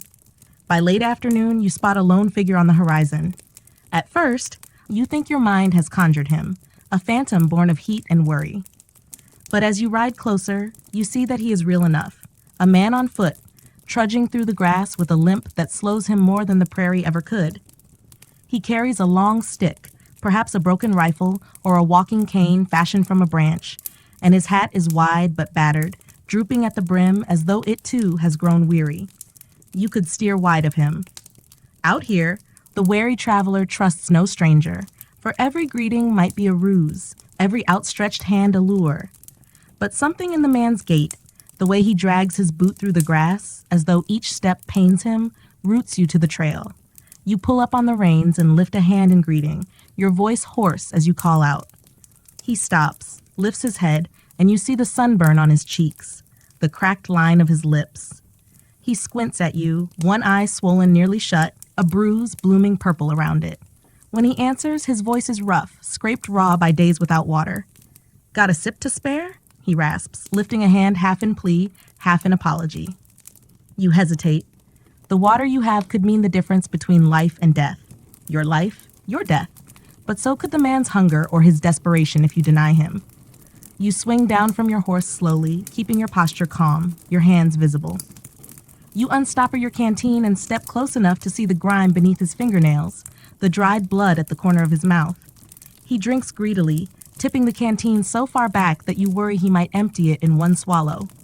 When you gently pull it from his grip, his shoulders sag, and a breath rattles out of him, part relief, part regret that there isn't more. "Much obliged," he murmurs. "Name's Carter. Been walking near 3 days since my mule gave up on me." You glance around. There's no sign of the mule now, no trace of its bones or hide. Perhaps Carter left it behind. Perhaps the land claimed it the way it claims everything out here, without fuss, without ceremony. You offer him the shade of your horse for a moment's rest, though it's meager comfort in this barren stretch. He sits heavily, leaning on his stick, his eyes closing as though the simple act of stopping has reminded his body how tired it is. He tells you, between gasps, of how he lost his way looking for a rumored spring, how his map turned out to be a liar's scrawl, how his mule stumbled on a snake hole and broke its leg. He speaks of the nights alone, the coyotes that circled close enough that he could hear their breath, smell their hunger. He says it all without asking your name, without asking where you're headed. Out here, such questions are luxuries best left unspoken. When he opens his eyes again, they fix on yours with a sharpness that flickers through the fatigue. "You heading west?" he asks. You nod, though you're no longer sure what west even means. He pushes himself to his feet with a grunt, clutching his stick tighter than ever. "Mind if I walk with you a spell? Ain't much good alone out here." You weigh the words silently. 2 people make noise, draw eyes. Bandits watch for pairs like wolves watch for wounded deer. But 2 people can also share the burden of watching the night, can stand back to back when the shadows creep too close. In the end, you nod again. Carter's shoulders drop in relief. You help him up onto the back of your horse, his limbs trembling as he settles behind your saddle. It feels strange, the weight of another soul so close. For miles now, you've carried only your own fears. Now you carry his too. As you lead the horse forward, the sun dips lower in the sky, bleeding gold and crimson across the prairie. The shadows grow long at your heels, and for a moment, you feel the smallest flicker of something like hope. Or maybe it is simply the comfort of not being entirely alone in this vast, uncaring land. Yet in the hush that follows, a question drifts through your mind, unsettling as the wind. In a place where survival means everything, how much trust can you afford to give a stranger, especially one with nothing left to lose? As dusk folds itself gently over the prairie, you and Carter press onward at a pace that feels less like progress and more like endurance. The sun slips behind the rolling hills to the west, leaving behind a sky streaked with soft lavender and deepening blue. A hush settles in with the coming dark, broken only by the steady creak of your saddle and the occasional rasp of Carter's breath behind you. He tries to keep his silence at first, perhaps sensing that words cost more than they're worth out here. But the hush of the open land has a way of prying thoughts loose, and soon he begins to speak again, low murmurs half meant for himself, half offered to the empty dusk. He tells you of a claim he once had in the mountains, somewhere beyond the Wyoming line, a trickle of gold flakes in a river bend that had given him dreams too big for the reality he'd found. He speaks of a partner named Ellis, a man with a sharp tongue and sharper eyes, who vanished one night with the mule and what little gold they'd scraped from the riverbed. Carter had tracked him for days, burning through supplies and hope until both turned to dust in his mouth. You listen without replying much. There is a part of you that wants to trust him. His words are rough, but carry the ring of truth you've heard from other men worn thin by the West. And yet another part of you keeps count of how often he glances at your pack, how his fingers twitch when they brush against the worn leather of your saddle. Out here, every kindness can curdle into risk if you're not careful. As night deepens, the chill rises from the ground, seeping into your boots, creeping up through your bones. You dismount to walk for a while, leading the horse to spare him the burden of both your weights. Carter slides down stiffly, grimacing as his boots hit the earth. He leans heavily on his stick, favoring his left leg, but matches your pace without complaint. A small stand of stunted trees appears ahead, a clutch of willows clinging to a dry creek bed that still holds the memory of water. It is not much, but it is shelter enough for the night, a small mercy in a land that offers so few. You tether the horse, rub his neck gently, whisper a promise that you'll find water soon. He flicks his ears, unconvinced but patient.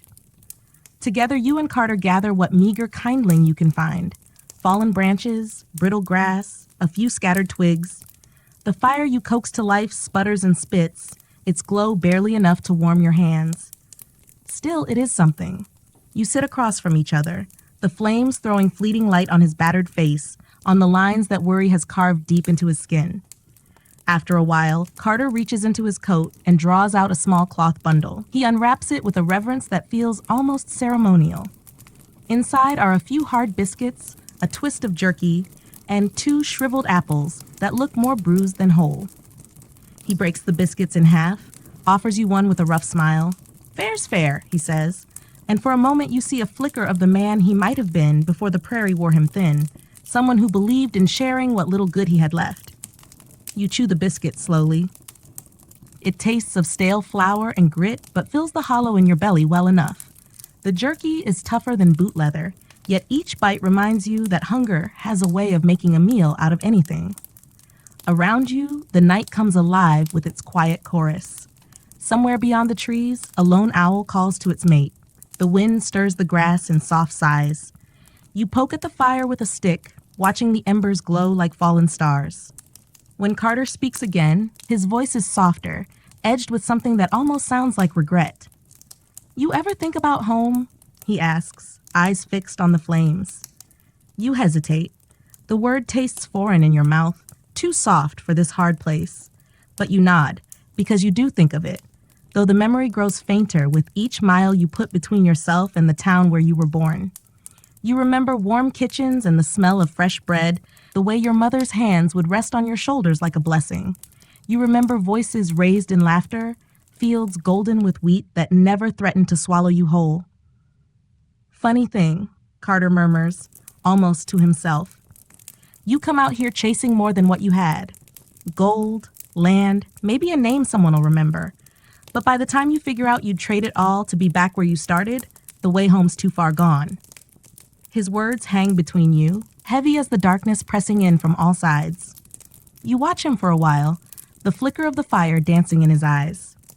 There is something raw there, a wound that never quite scabbed over. Sleep comes reluctantly. You take turns on watch, though neither of you trust the other enough to sleep too deeply. Each time you close your eyes, you hear the prairie breathing, rustles in the grass, the soft hush of distant footsteps that might be nothing, or might be something more. Once, just before dawn, you think you see movement beyond the trees, A shape slipping through the brush, gone before your eyes can catch it. You grip your pistol tight, your pulse hammering in your throat. Carter stirs beside you, blinking blearily at the darkness. "You see something?" he whispers. You shake your head, though your eyes never leave the tree line. He grunts, curls tighter into his blanket, and drifts back towards sleep. But you remain where you are, staring into the dark, listening to the prairie whisper all the ways it might yet claim you before the sun can rise again. The dawn of the 13th day arrives not with warmth, but with a bitter wind that rustles through the willows and brushes cold fingers across your cheeks. The fire has died to a soft bed of embers, dull and gray beneath a scattering of ash. You hunch over what little warmth remains, coaxing it back to life with careful breaths and the last dry twigs you and Carter managed to gather before sleep took you both in uneasy shifts. Carter stirs beside you, wrapped tight in his threadbare blanket. His eyes open slow, clouded at first, then sharpening when they find yours. For a moment, neither of you speaks. Words feel brittle in the chill, likely to shatter if handled carelessly. You offer him a corner of the last apple. He bites into it without thanks, and you don't expect one. Out here, gratitude is unspoken currency, spent and received in the silent sharing of what you have, no matter how meager. By the time you stamp out the fire and pack your few belongings, the sun has begun its slow crawl up the pale sky, chasing off the dawn's frost with rays that promise warmth but deliver little so far. You help Carter back onto your horse. He hisses as his stiff leg takes the weight, but says nothing of the pain. Instead, he fixes his eyes on the horizon, as if daring it to test him again today. You lead the horse along the dry creek bed, hoping it might run you toward water if you follow its path long enough. The land here dips and rises in gentle swells, the grass thin and brittle beneath your boots. Overhead, a hawk circles, its cry slicing through the hush like a blade. You envy it in a way, its wings unburdened by worry or thirst, its eyes keen enough to find what it needs hidden in the grass far below. Carter talks as you walk. His voice drifts behind you, carried on the same wind that tugs at your coat. He tells you of a town he once passed through, far south, where the river was so wide you could barely see the other bank. He describes a ferry run by a family who charged a nickel a head to cross. "A fair deal," he says, "except they'd sometimes cut the rope halfway over if they figured you had gold worth swimming for." He chuckles dryly at the memory, though there is no mirth in the sound. You nod, though you do not turn to look at him. Stories are like currency out here too, shared as easily as bread when there's nothing else to give. You offer none in return. Your own past feels too thin, too ordinary to hold up against the rough edges of Carter's confessions. Midday comes, and with it the hard glare of the sun. The creek bed yields nothing. No puddle, no muddy trickle, just cracked earth and the memory of what once flowed here. Your horse lifts his head every so often, ears flicking forward at each false promise of moisture. You whisper assurances to him you're not sure you believe yourself. Just a little further, just over the next rise. When you reach that rise, what you see steals the breath from your chest. Below, where the land dips into a shallow basin, lies the glint of water, real water, catching the sun in a way no mirage ever could. You stand still for a heartbeat, afraid to blink lest it vanish. Carter leans forward in the saddle, a low whistle slipping between his cracked lips. Together you press on, feet stumbling faster now, the horse quickening his steps with new purpose. As you draw near, you see that it is a pond, shallow but enough, ringed by reeds and fed, perhaps, by some hidden spring beneath the earth. Ducks scatter at your approach, wings flapping in indignant alarm. You barely notice. You help Carter down first, then drop to your knees at the edge of the pond, cupping water into your mouth with shaking hands. It is cool and clean enough to taste like a blessing on your tongue. The horse noses in beside you, drinking deep, his sides shuddering with relief.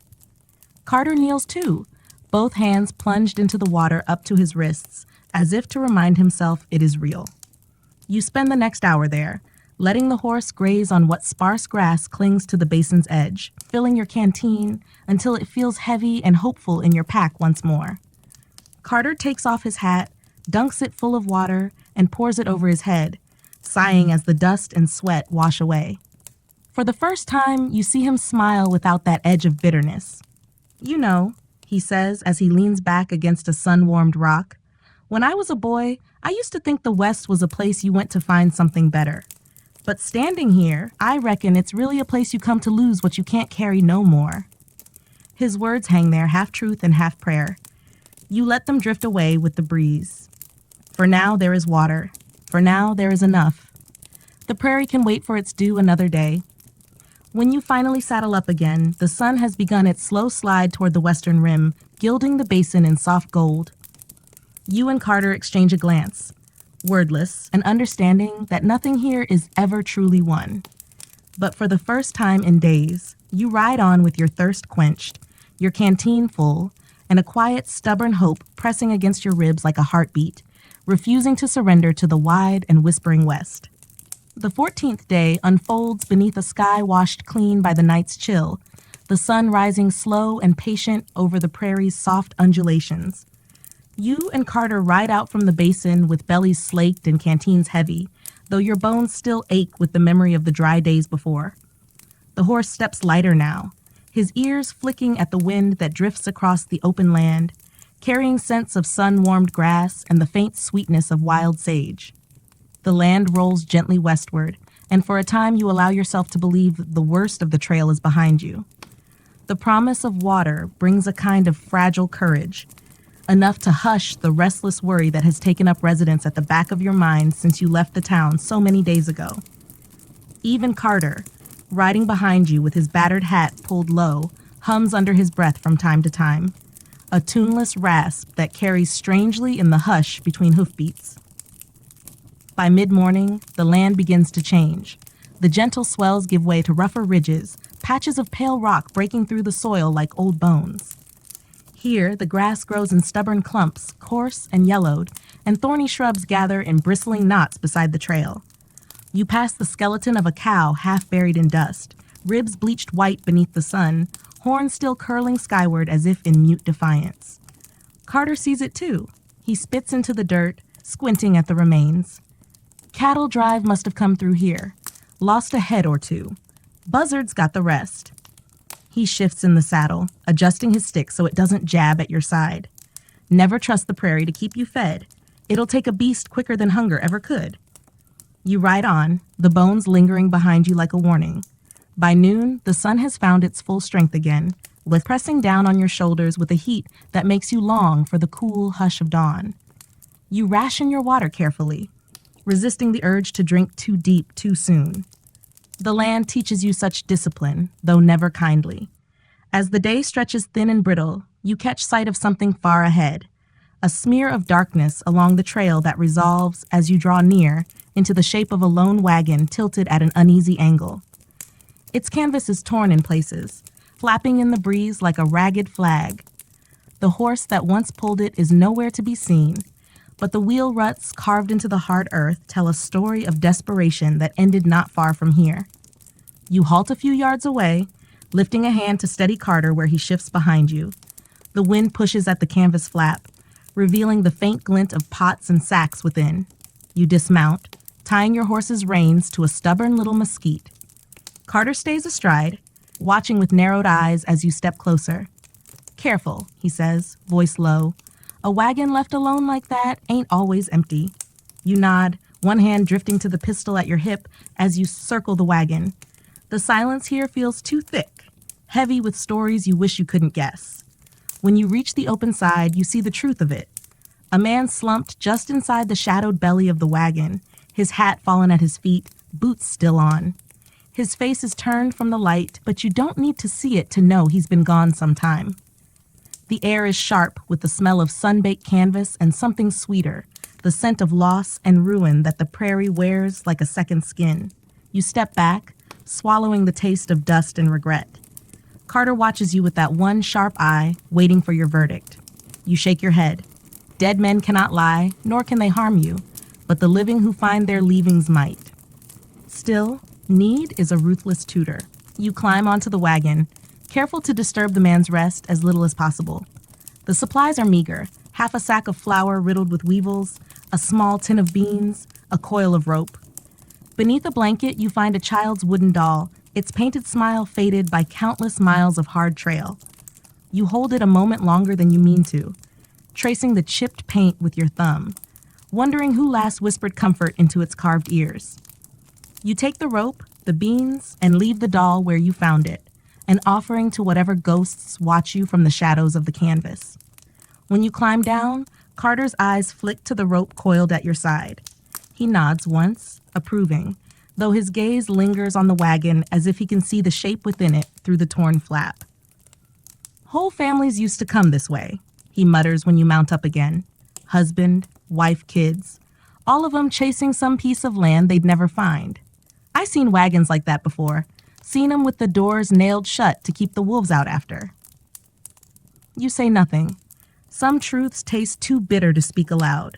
You only click your tongue to the horse and guide him past the wagon, careful not to look back. The prairie has a way of collecting memories and bones alike, scattered and left for the wind to worry until they're as much a part of the land as the grass that covers them. Evening approaches slow and honey thick, painting the sky in broad strokes of rose and gold. You and Carter ride on beneath it, two small figures drifting westward through a land that promises everything and offers nothing for free. When you finally stop to make camp, you tie the horse close and gather dry brush for another mean fire. The sun slips away behind the distant hills, leaving you with darkness, the quiet promise of another night survived. Another piece of yourself surrendered to the wild hush that waits just beyond the circle of your flame. And though you do not say it aloud, you both know that tonight, like every night, the prairie will whisper to you in your sleep, reminding you that here, the living and the lost are never all that far apart. The 15th night falls with a hush so deep it seems to press against your skin, wrapping the small circle of your campfire in a cocoon of flickering shadows and distant sighs. You and Carter sit close to the flames, shoulders hunched against a wind that has turned sharper now, rising from the plains like a warning breathed through chattering sage. Carter pokes at the fire with a stick, coaxing sparks to dance up into the black vault overhead. The stars watch silently, cold pinpricks of light so far removed from the warmth you cling to. Somewhere beyond the reach of the fire's glow, the prairie hums with its secret life. The soft scuttle of insects in the grass, the low moan of the wind weaving through thornbush and rock. You take careful bites of the tin of beans you claimed from the wagon, splitting what little there is between you and Carter. The taste is bland, edged with rust, but it fills the hollows in your belly well enough. The sound of your spoon scraping the tin is the only sign that you are still tethered to the world of the living. For here, in the hush between breaths, it feels easy to forget that you ever belonged to another place at all. When the last spoonful is gone, Carter leans back on his elbows, eyes narrowed against the firelight. He looks older tonight, his bruises drawn tight against his skin, the lines around his mouth deepening in the flicker of flame. He draws a flask from inside his coat, lifts it in silent offering. You take a sip out of courtesy, the whiskey burning down your throat in a trail that warms you in ways the fire cannot. Ever wonder, Carter says at last, voice rough from disuse and dust, why some men make it through and some don't? He does not wait for an answer. Instead, he turns the flask in his hands, watching the liquid slosh against the dented tin. I reckon it ain't about strength. Not always. I seen big men brought low by a blister. Seen scrawny boys outlast the worst of winters. Maybe it's luck. Maybe it's just what the land decides to take. He laughs, but there is no mirth in it. Only the brittle echo of a man who has bargained too long with hopes that refuse to keep him company. You poke at the fire with your boot, sending a spray of embers drifting into the dark. When you finally speak, your voice sounds small, even to your own ears. My father used to say the land owes no man anything. You take what it gives and you thank it, even when it breaks you. Carter grunts, as if the words taste familiar on his tongue. Smart man. Shame most folks don't listen till it's too late. Silence slips between you again. It is not an uncomfortable thing. Rather, it feels necessary, like a pause between storms. The prairie has its own language, spoken in long stretches of quiet and the restless hush of grass bending beneath the night wind. You learn to listen for what it hides and for what it warns you to hear. When the fire burns low, you unroll your blanket and lay it out beside the dying warmth. Carter does the same. though you notice how his hand strays often to the stick he keeps at his side, a reminder that trust out here is measured in half sleep and the closeness of your pistol. The night wraps around you both, soft and wide, carrying with it the scent of earth and ash. You close your eyes to the crackle of the last embers, drifting in that half place between wakefulness and the shallow dreams that come when you are too tired to dream deeply. But sleep does not come easy tonight. Somewhere in the shifting dark, you sense it again. That feeling of being watched, of eyes glinting just beyond the edge of the fire's reach. You hold your breath, straining your ears for the crunch of footsteps or the creak of saddle leather. But the night offers you nothing but its restless wind. You roll onto your side, hand brushing the grip of your pistol where it lies hidden beneath your coat. Carter stirs, muttering something low and unintelligible before drifting back under. He trusts you to keep watch, as you trust him, though neither of you has said as much aloud. Hours pass in fits and starts. The moon rides high overhead, silvering the prairie in a cold, ghostly light. From time to time, a distant coyote calls to its kin, its lonesome cry carried far by the open land. Each time you hear it, you feel the prairie's promise coil tighter around your ribs. Out here you are small, your warmth fleeting, your life measured in heartbeats that echo against an unfeeling sky. When at last your eyes grow too heavy to hold open, you surrender to a shallow, uneasy sleep. And in that drifting place, you dream of the wagon you left behind, of the doll with its painted face smiling up at a ceiling of torn canvas. You see small hands clutching it tight, a mother's voice singing low to hush the wind's cruel whisper. You wake with the taste of dust in your mouth and the memory of that song lingering in your ears like a promise you know you'll never hear again. When dawn breaks at last, it does so in a hush of pale gold and soft gray, seeping through the thinning smoke of your cold fire. Carter is already up, packing his blanket tight, his eyes darting westward, where the land rises in the promise of distant hills.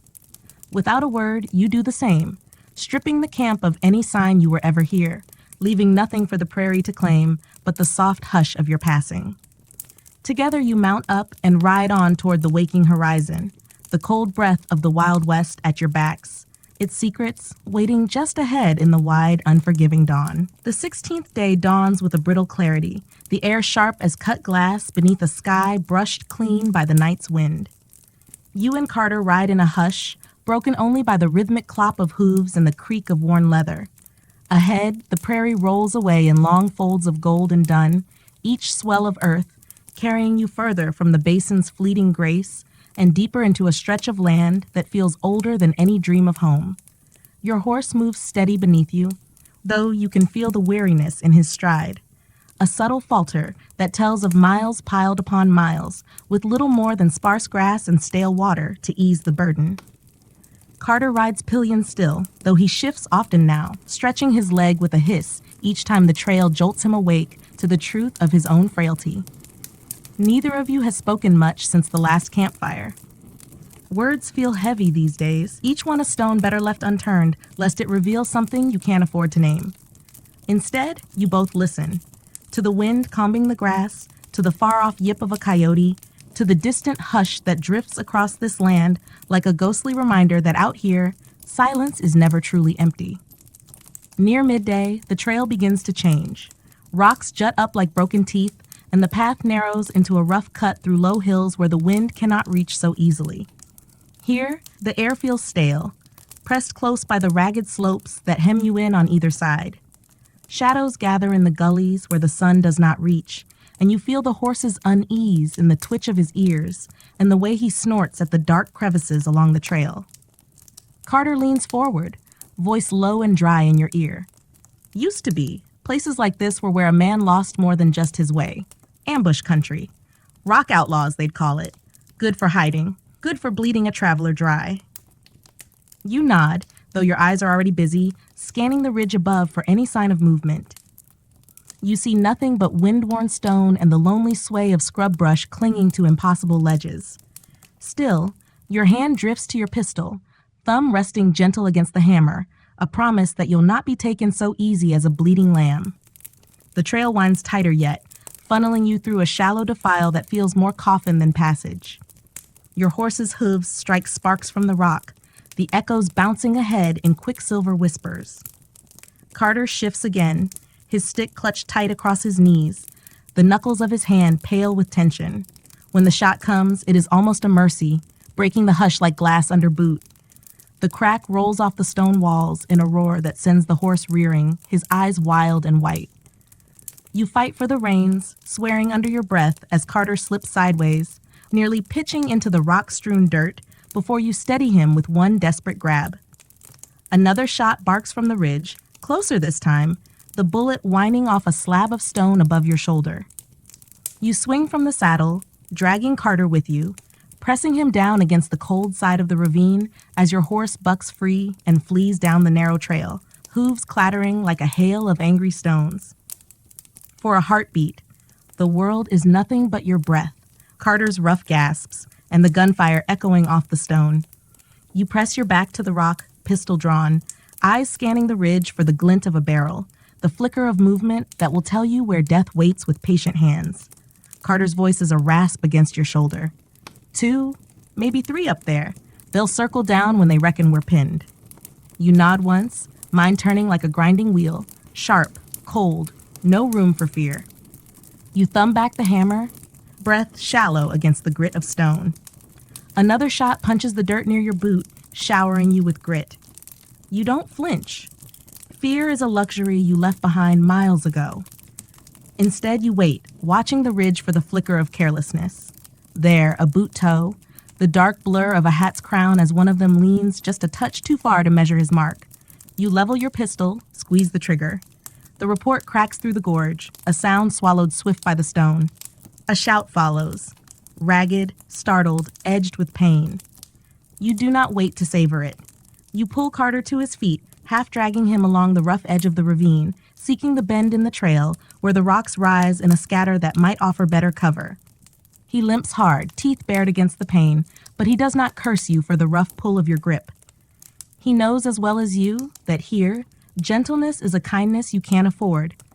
Shots follow you like wasps, each one spitting stone and dust as you duck behind a slant of rock, broad enough to shield you both for the moment. Carter slumps beside you, chest heaving, eyes wide and bright with a glint that is too close to panic for your liking. You lean in close, voice calm despite the thunder in your veins. "You got any shot left?" you ask. He shakes his head. "Drop the damn piece back at the mule. Didn't think." You hush him with a glance. No blame here, no time for regret. You listen instead to the scrape of boots above, the hiss of whispered curses and barked commands. They are working their way down the slope now, one careful step at a time. You count your remaining shots by feel, thumb brushing each cartridge as if the metal can promise you more than it holds. 4 rounds. 3 men, if Carter's right. Odds that would make any sensible man pray for wings. But there are no wings here. Only you, Carter, and the cold grit of stone beneath your palms. You glance at him once more, see the trust he's forced to place in you shining raw in his eyes. Then you rise just enough to peer over the edge of your rock, the taste of dust and fear sharp on your tongue.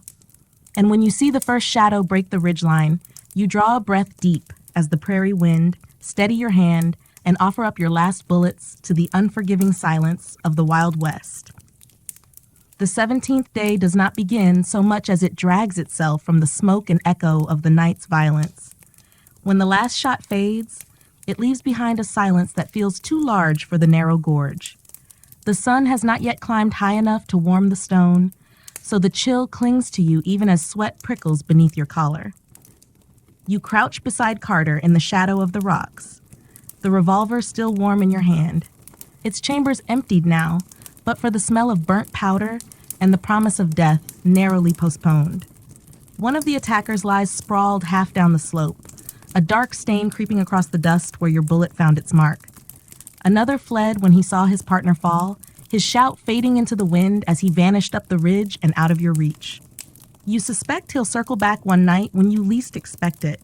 Out here, grudges have long legs and sharper teeth. You breathe in, then out, forcing your heartbeat to steady. Carter sits with his back pressed against the rock, knees drawn up, stick clutched tight across his lap as if it were a rifle. His breath rattles in his throat, raw and strained, But when your eyes meet, he nods, just once. He is still here. So are you. The horse is gone. Driven off in the gunfire's panic, you reckon he's half a mile off the trail by now if he hasn't broken a leg or found his way into a snake hole. Without him, the land stretches wider, meaner, suddenly more honest in its promise that every mile must now be earned by your own 2 feet. You sling your pack across your shoulders, testing its weight. Heavier than you'd like, lighter than you need. Carter shifts beside you, trying to stand but nearly buckling when his bad leg protests. You catch him under the arm, help him balance as he leans hard against you. God's teeth, he mutters through clenched jaws. If that mule hadn't bucked off with my gun, he doesn't finish the thought. There's no point to blame. Not now. Together, you climb out of the defile, careful of loose stones and the hidden pockets where a boot could twist wrong and leave you stranded for good. The sun is higher now, spilling gold over the rocks, turning the bloodstain below to rust. At the ridge's edge, you pause to scan the land beyond. The hills flatten into a wide basin dappled with scrub and thin threads of green that might, if you're lucky, mean water. Somewhere out there your horse wanders, alone, skittish, carrying the last measure of your luck on his back. If he's smart, he'll find his way to graze and wait. If he's spooked enough, he'll run until the prairie claims him for its own. Carter squints into the glare. Reckon we go after him? You study the tracks, hoof prints scattered like spilled beans down the slope and into the basin. The earth is dry, the prints shallow and easy to lose where the grass thickens. You know what it means to hunt a horse in country like this. Miles wasted, precious water spent, and maybe nothing at the end but empty hands. You shake your head once. We walk. If we find him, we find him. You do not say what you both know. If you do not find him soon, the trail will find you instead. And so you go on foot, your boots whispering through dry grass, Carter leaning heavy on his stick and your shoulder by turns. The sun climbs higher still, dragging the sweat from your skin, tightening the thirst in your throat despite the careful weight of the canteen sloshing against your hip. Each sip you take feels like an apology to the part of you that already knows there won't be enough. By midday, the basin opens wide before you. An ocean of heat and wavering mirages, the ground cracked in places where shallow streams once ran. You pause to rest beneath the scraggly shade of a twisted mesquite, its branches more bone than leaf. Carter slumps beside you, breathing like he's chewing gravel with each exhale. You split the water, forcing him to take more than you do. He protests, a soft growl under his breath, but you silence him with a look. The land does not care for fairness, only survival. And today, Carter needs the help more than you do. As the shadows stretch long, you pick up the trail again. You find scatters of hoofprints in a dry wash, a tuft of mane snagged on thorn. Signs enough to keep your hope alive just a little longer, though each mile drags at your legs like chains. By dusk, when the sun folds itself behind the basin's far rim, you find him. Your horse stands ankle-deep in a patch of brittle grass, sides shivering with exhaustion but unhurt. He lifts his head as you approach, ears flicking forward, nostrils flaring at your scent. You speak soft, every word a balm against the fear that still hums through his bones. When you lay a hand on his neck, you feel the heat of his skin, the steady thud of his heart, a quiet promise that some things, at least, have not abandoned you yet. Carter sinks to the ground beside the animal, letting his stick clatter away into the grass. He laughs, a short, wheezing bark that carries a note of something dangerously close to relief. Well, ain't that a mercy, he murmurs, half to himself, half to you. You check the cinches, brush the dust from the saddle, whisper a quiet thank you into the hollow of the horse's ear. When you swing Carter up onto his back, he grips the pommel with white-knuckled hands, his eyes turned west, toward the dusk where the stars are just beginning to wake. And once more, with the darkness rising behind you and the endless unknown ahead, you take up the reins and lead your small, battered party deeper into the whispering vastness of the Wild West, where survival is never promised but always demanded, 1 mile at a time. The 18th day begins not with the promise of dawn's warmth, but with the reluctant drag of bodies pushed too far and a sky that blushes pink and gold over a land that seems determined to break you 1 inch at a time. You wake in the shallow hollow where you and Carter made your uneasy camp, Your bed, nothing but packed earth, and a blanket that has done little to keep the cold from your bones. Your horse stands tethered close by, head low as he pulls at what dry grass he can find. His flanks twitch against the flies that gather even in the dawn chill, and when you run a hand along his neck, you feel the faint tremor there, a reminder that he, too, has limits that edge nearer each passing mile. Carter sits propped against a stone, blanket pulled around his shoulders, eyes lost to the horizon, as if searching for something he's never quite found. His face looks older in this light, creases drawn deeper by weariness, and the faint bruises that have yellowed and spread along his jaw and temple. You wonder if he dreams at all out here, or if his sleep, like yours, is no more than shallow drifting where every rustle of grass drags you back to wakefulness. You share the last of the stale biscuit between you. No words pass. There is nothing left to say that hasn't already been carved into the lines of your faces, the quiet nods of understanding that replace speech when the land makes conversation feel too heavy to carry. When the horse is saddled, Carter pulls himself up with a grunt that sounds too much like pain for you to ignore. He tries to brush it off with a muttered curse at his leg, but you see how his fingers linger at his side, pressing where the bruise beneath the skin still burns from when you both tumbled behind that rock to escape the gunman's aim. You say nothing, only tighten the cinch and adjust the rope coiled at the saddle horn.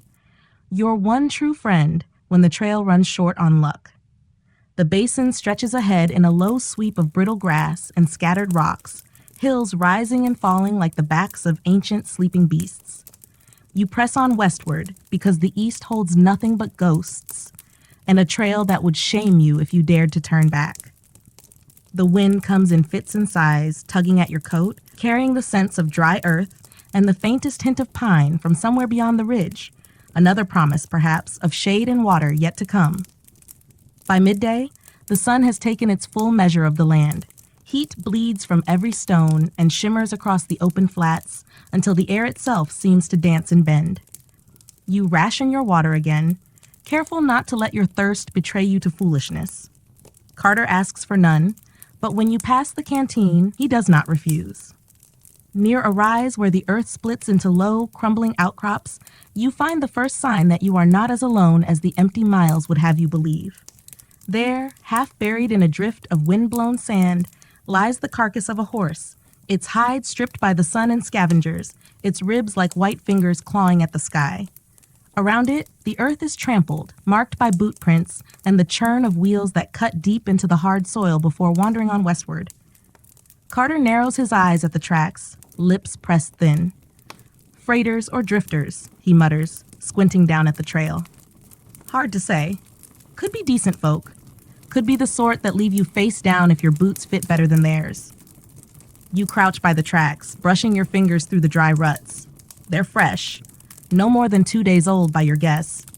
The prints wander, cross over themselves in a pattern that suggests no clear purpose, but motion for motion's sake.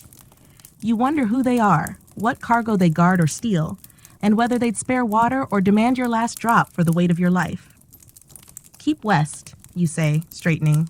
Keep wide. Carter only nods. Out here, the road you avoid is sometimes the only reason you live to see the next sunrise.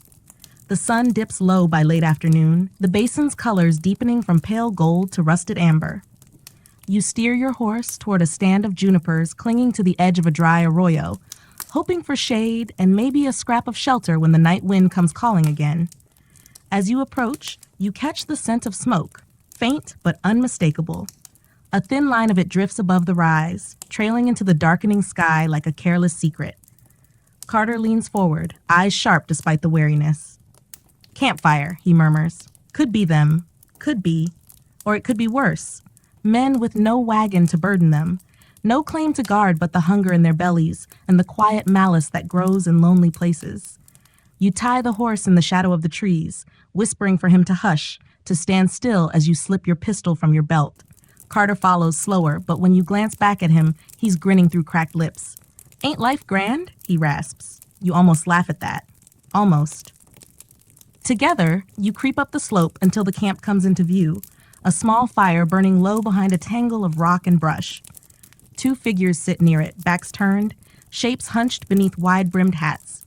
Their voices drift soft and easy, a murmur of words you can't catch. Beside them, you see saddles resting in the dirt, a pair of rifles propped against a stone. They do not know you are here, yet.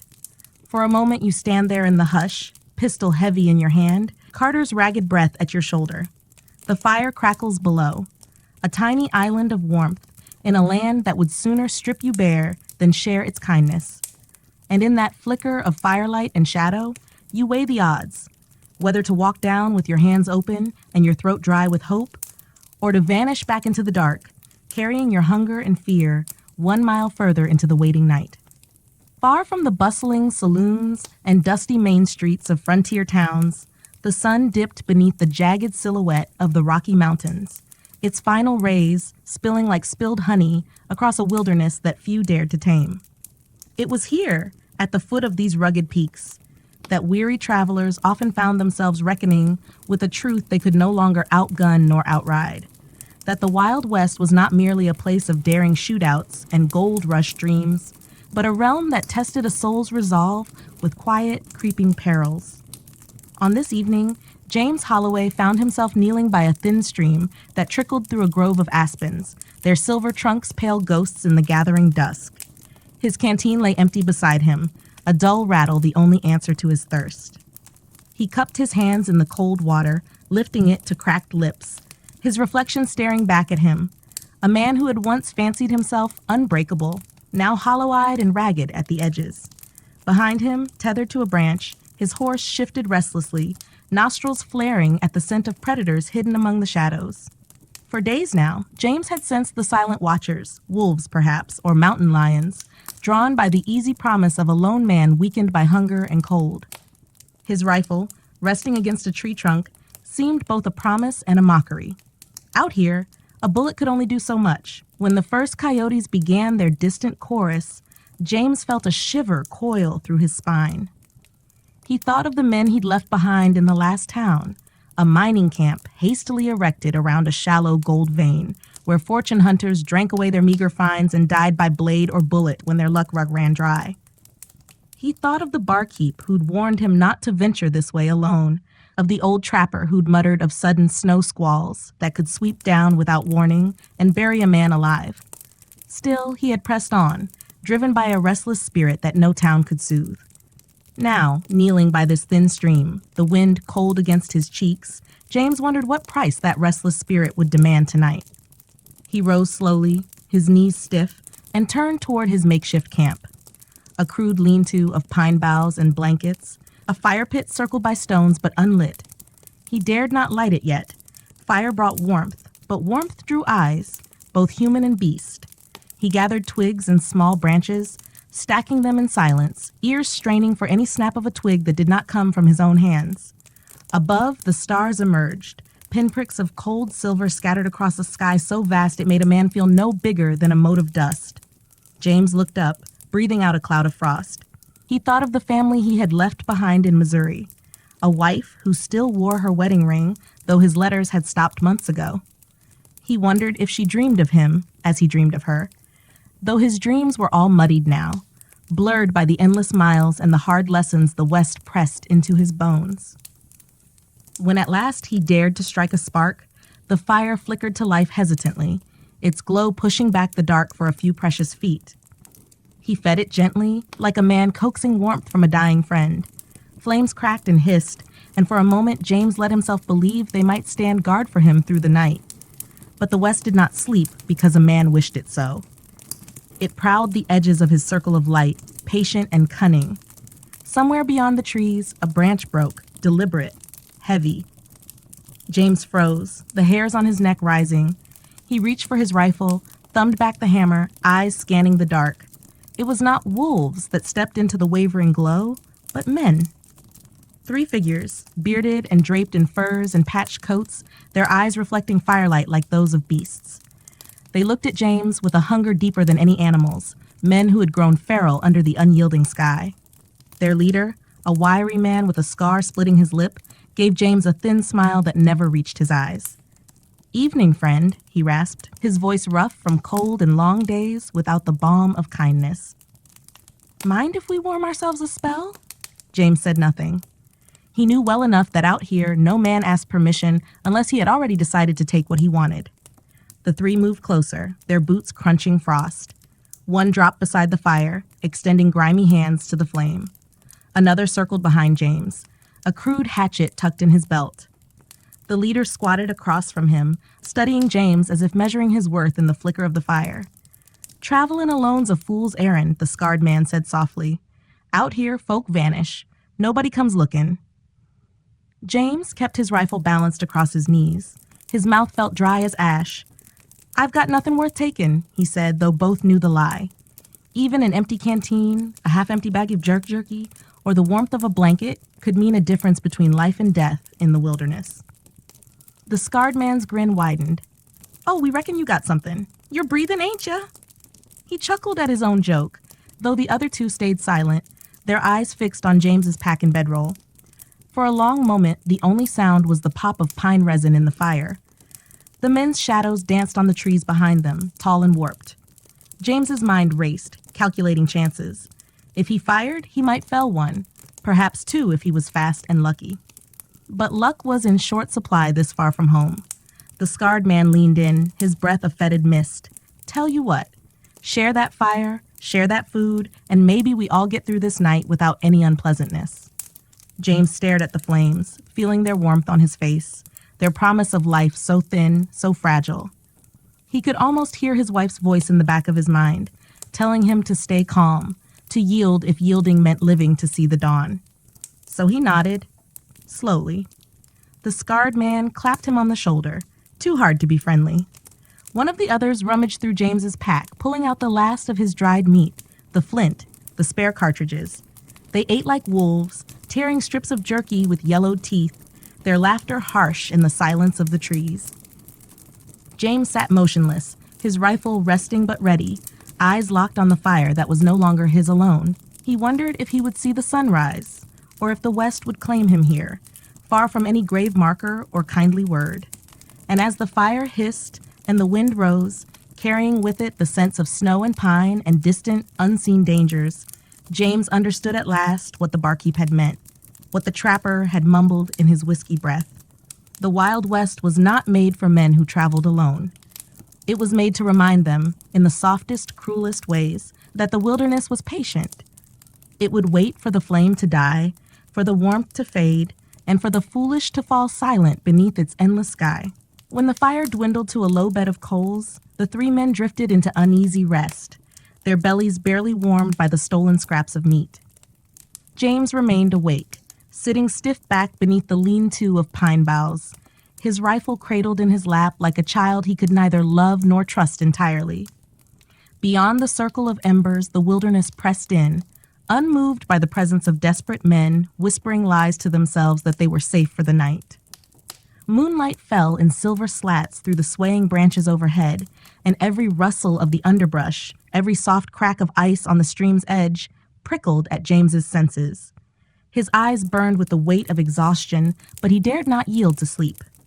He watched the three intruders in turn, the scarred man, sprawled close to the coals with one boot nearly in the ash, the broad-shouldered one who snored like a mule, and the third, smaller than the rest, who slept with his hatchet clutched to his chest as if it were a lover. James's thoughts drifted despite his best efforts. He saw himself back in Missouri, before the hunger for the West had taken hold, before tales of easy gold and open land had poisoned his nights with restless dreams.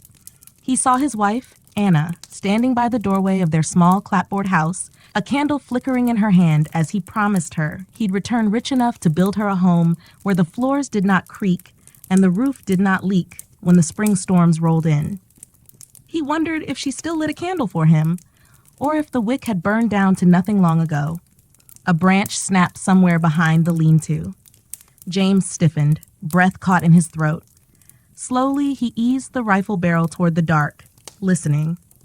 The three strangers slumbered on, oblivious. He strained his eyes, trying to pierce the gloom.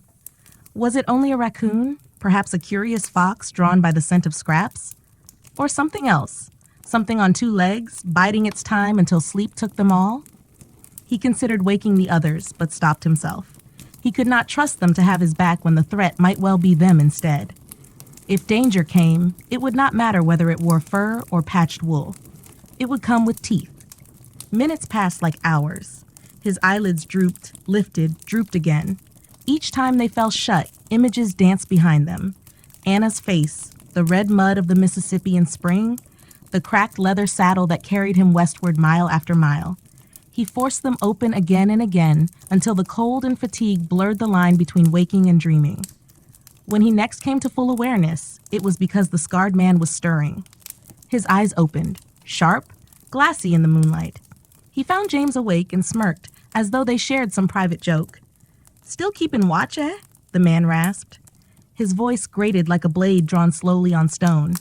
James said nothing. The man sat up, scratching at the scab that split his lip, his grin thin as wire.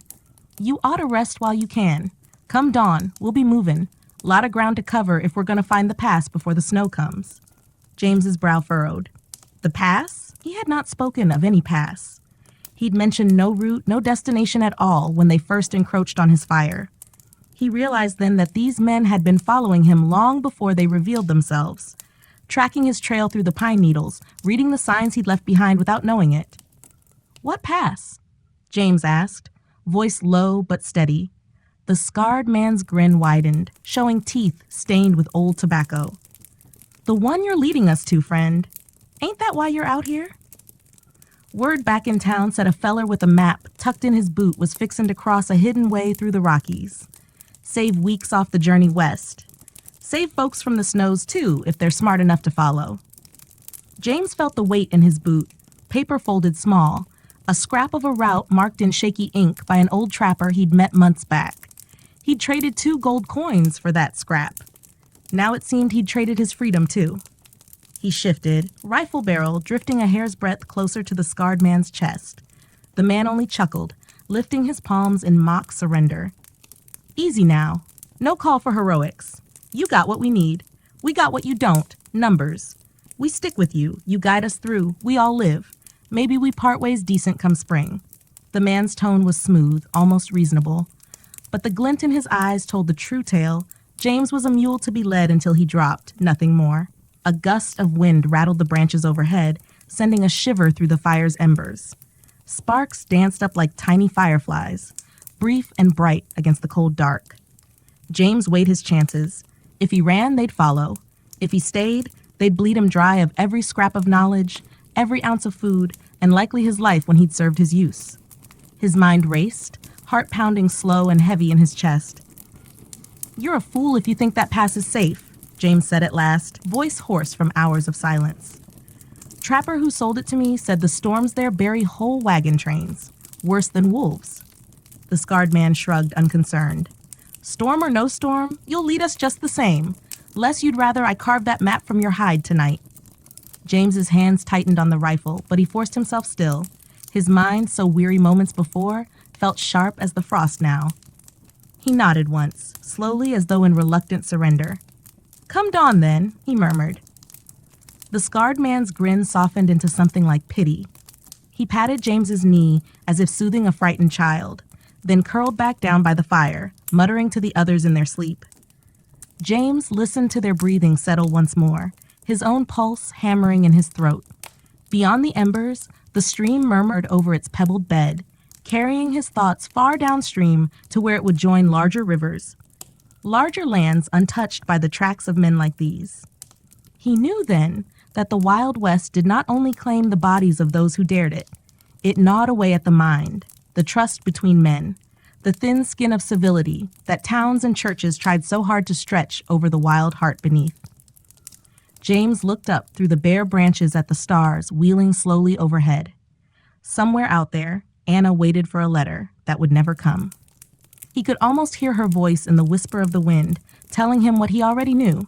If he was to live to see the spring, he would need more than a map, more than a rifle. He would need the cunning of a wolf and the patience of the mountain itself. So he sat unmoving, planning his next lie, his next step. The West waited, as it always did, quiet, patient, and merciless to those who mistook its silence for mercy. When the first flush of dawn crept over the mountain ridges, the cold seeped deeper into the forest floor. chilling James to the marrow despite the dying warmth of the coals. Frost rhymed his blanket, and the thin stream nearby sang its winter song, glassy at the edges where night's breath lingered longest. The three men roused themselves in grudging silence, each wearing the look of wolves who had dreamed of a kill, but woken hungry still. They did not speak much as they packed what scraps they had, tying down bedrolls stiff with frost and kicking ash over the remnants of the fire. The scarred man caught James's eye and gave him that same mocking grin, the kind that said, "I own your next step, and the one after that." But James only lowered his gaze to the rifle in his hands, keeping his thoughts folded tighter than the map hidden in his boot. They set off as the sun lifted itself shyly above the treetops, sending cold rays through the pines. Their breath rose in white plumes as they trudged westward along the rough trail James had chosen, though trail was generous for what was no more than a hunter's path winding between stands of aspen and spruce. Their boots broke through thin crusts of snow, each step a muffled crunch swallowed by the immensity of the wild. All morning they walked in a line, the scarred man just behind James, the other two fanned out like silent hounds. Birds watched from high boughs, their calls sharp and fleeting. Now and then they paused to drink from icy rivulets, the cold water biting at cracked lips. Once they startled a small herd of elk that bolted uphill in a storm of powder and snapping twigs. James envied their freedom, the clean simplicity of muscle and instinct that did not wonder about gold or hidden passes. By midday, the sky darkened with a brewing front, the pale sun slipping behind a veil of steel-gray clouds. James paused at the crest of a narrow ridge where the trees thinned and the world opened in a dizzying sweep of white-capped peaks and shadowed valleys. He pointed out across that wilderness, his gloved hand trembling from cold and something deeper. "Down there," he said, voice raw from hours of silence. "The pass runs along that valley floor. 2 days if the snow holds off." The scarred man came up beside him, squinting into the expanse as if he might see the promise of easy passage winding between the ridges like a golden thread. He spat into the snow at his feet and chuckled, the sound brittle in the thin air. 2 days, eh? Seems we best keep you close, friend. Wouldn't do for you to get turned round out here." James said nothing, but inside, a bitter smile touched the corners of his mind. He knew the land well enough to know that 2 days could stretch into 4 if one knew where to lead and when to linger. And he meant to linger, one way or another. They pressed on, winding down the ridge into a sheltered hollow where they could rest and chew what little jerky remained. The younger man, the one with the hatchet, kept glancing at James's pack as if weighing what else he might find worth taking. His eyes were too bright, the eyes of a man gnawed by hunger and fear.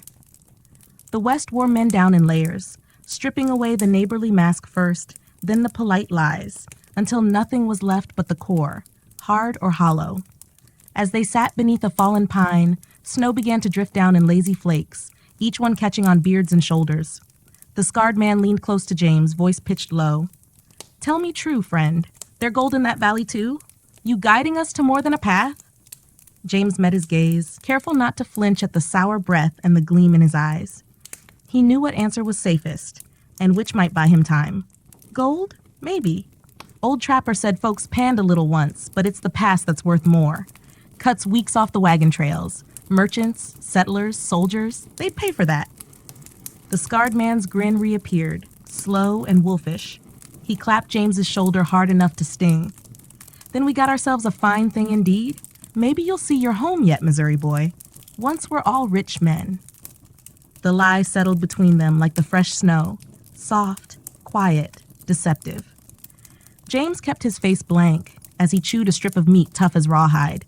He thought of Anna again, the way she had laughed when he told her that Missouri was too small for his dreams.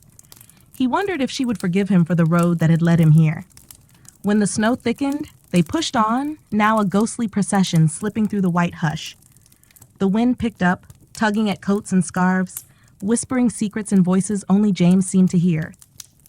Turn them wrong. Lead them astray. Let the mountains swallow their bones. He could almost believe the mountain spoke for him.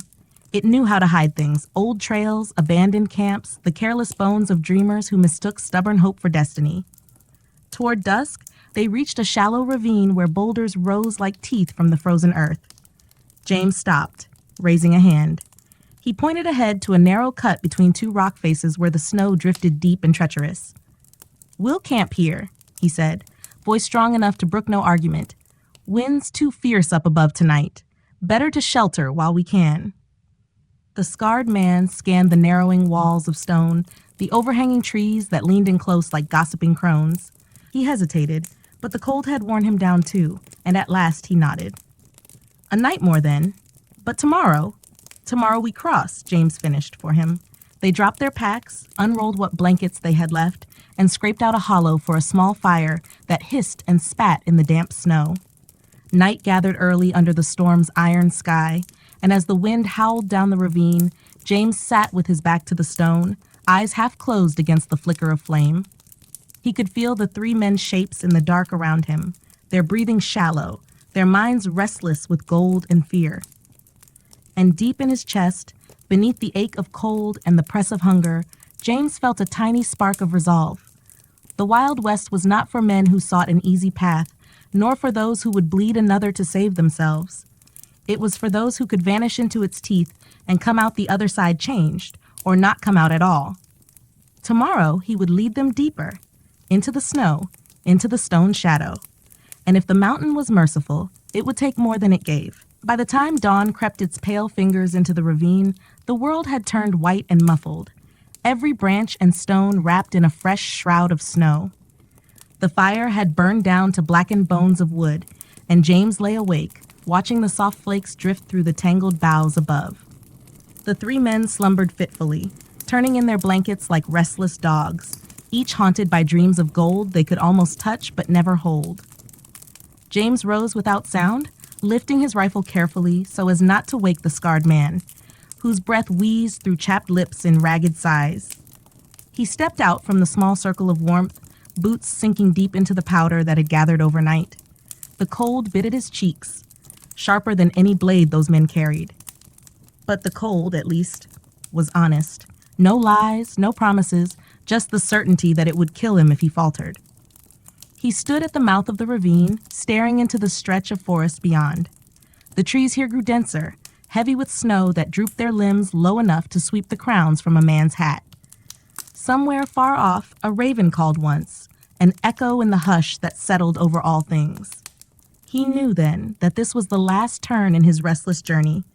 No saloon waited beyond these trees, no warm hearth where he could lay down the burden of his mistakes. The past was real enough, but not for these men.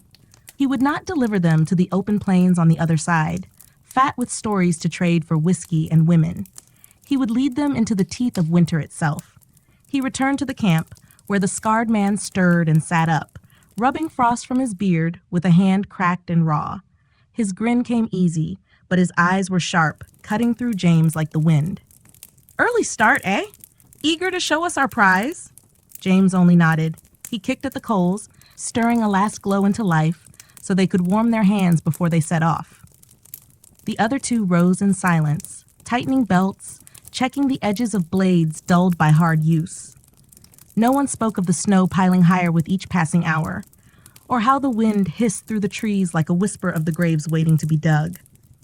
They set out single file, their shapes swallowed by the pines almost as soon as they moved. James led, steps sure but never too quick. He knew how to read the land, how to drift just wide enough of true so that what should have taken 2 days would become 3, then 4. Each mile a slow bleed from their strength, each step deeper into a place no man could bend to his will. By mid-morning, they reached a slope littered with boulders, where the snow had drifted waist-deep in places. James paused to study the sky, low and bruised, heavy with more snow to come. He could feel the storm brewing behind those clouds, thick with the promise of white-out winds that would erase all tracks, all memory of where one ended and another began. The scarred man stepped close, breathing hard from the climb. He jabbed a finger at James's chest, voice a low growl. "You said 2 days. You leading us in circles, Missouri boy?" James met his stare without blinking. "You want the shortcut? This is it, unless you'd rather turn back." The man's eyes flickered over James's shoulder, scanning the endless press of trees and stone. He knew, as James did, that turning back now was no mercy.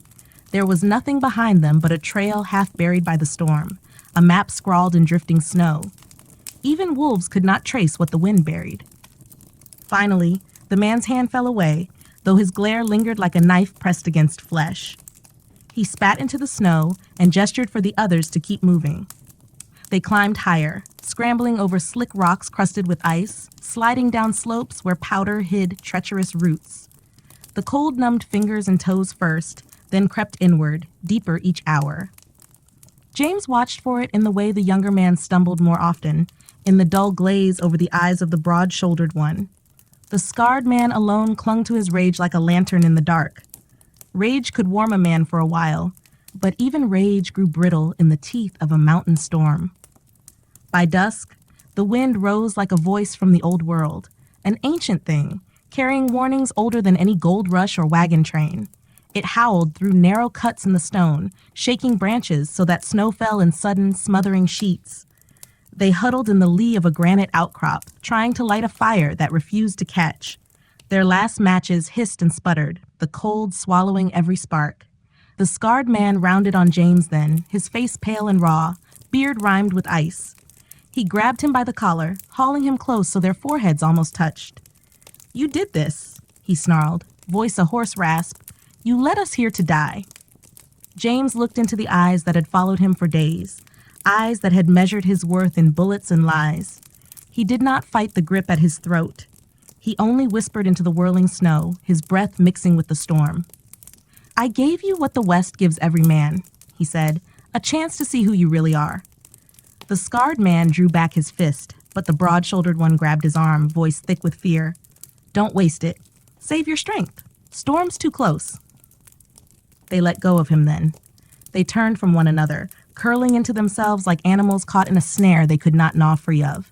The wind drove snow into every crevice, covering packs, boots, shoulders.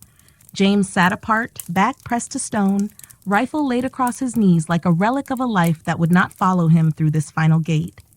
He closed his eyes, feeling the hush of the storm wrap around him. In the darkness behind his eyelids, he saw Missouri, saw Anna's candle flickering in the window, saw the river mud red with spring rain, saw a home that had never needed gold to make it whole. The Wild West did not care for his remembering. It did not care for his regrets or for the three men shivering around him. It was a cold thing, beautiful, vast, merciless. And it would claim them all, the way it had claimed so many who thought they could carve their names into its bones. James breathed in the snow-laden wind, let it fill his lungs, chill his blood. He thought of the path ahead, buried now under drifts that no boot would find. He thought of the truth he'd carried like a hidden ember all these miles, that sometimes the only way out was to vanish into the storm and leave nothing for the West to take but bones and silence. And so he sat there, unblinking, as the snow fell thicker still, closing the world in white and quiet, a blanket too heavy for any man to lift when dawn came again, if dawn came at all.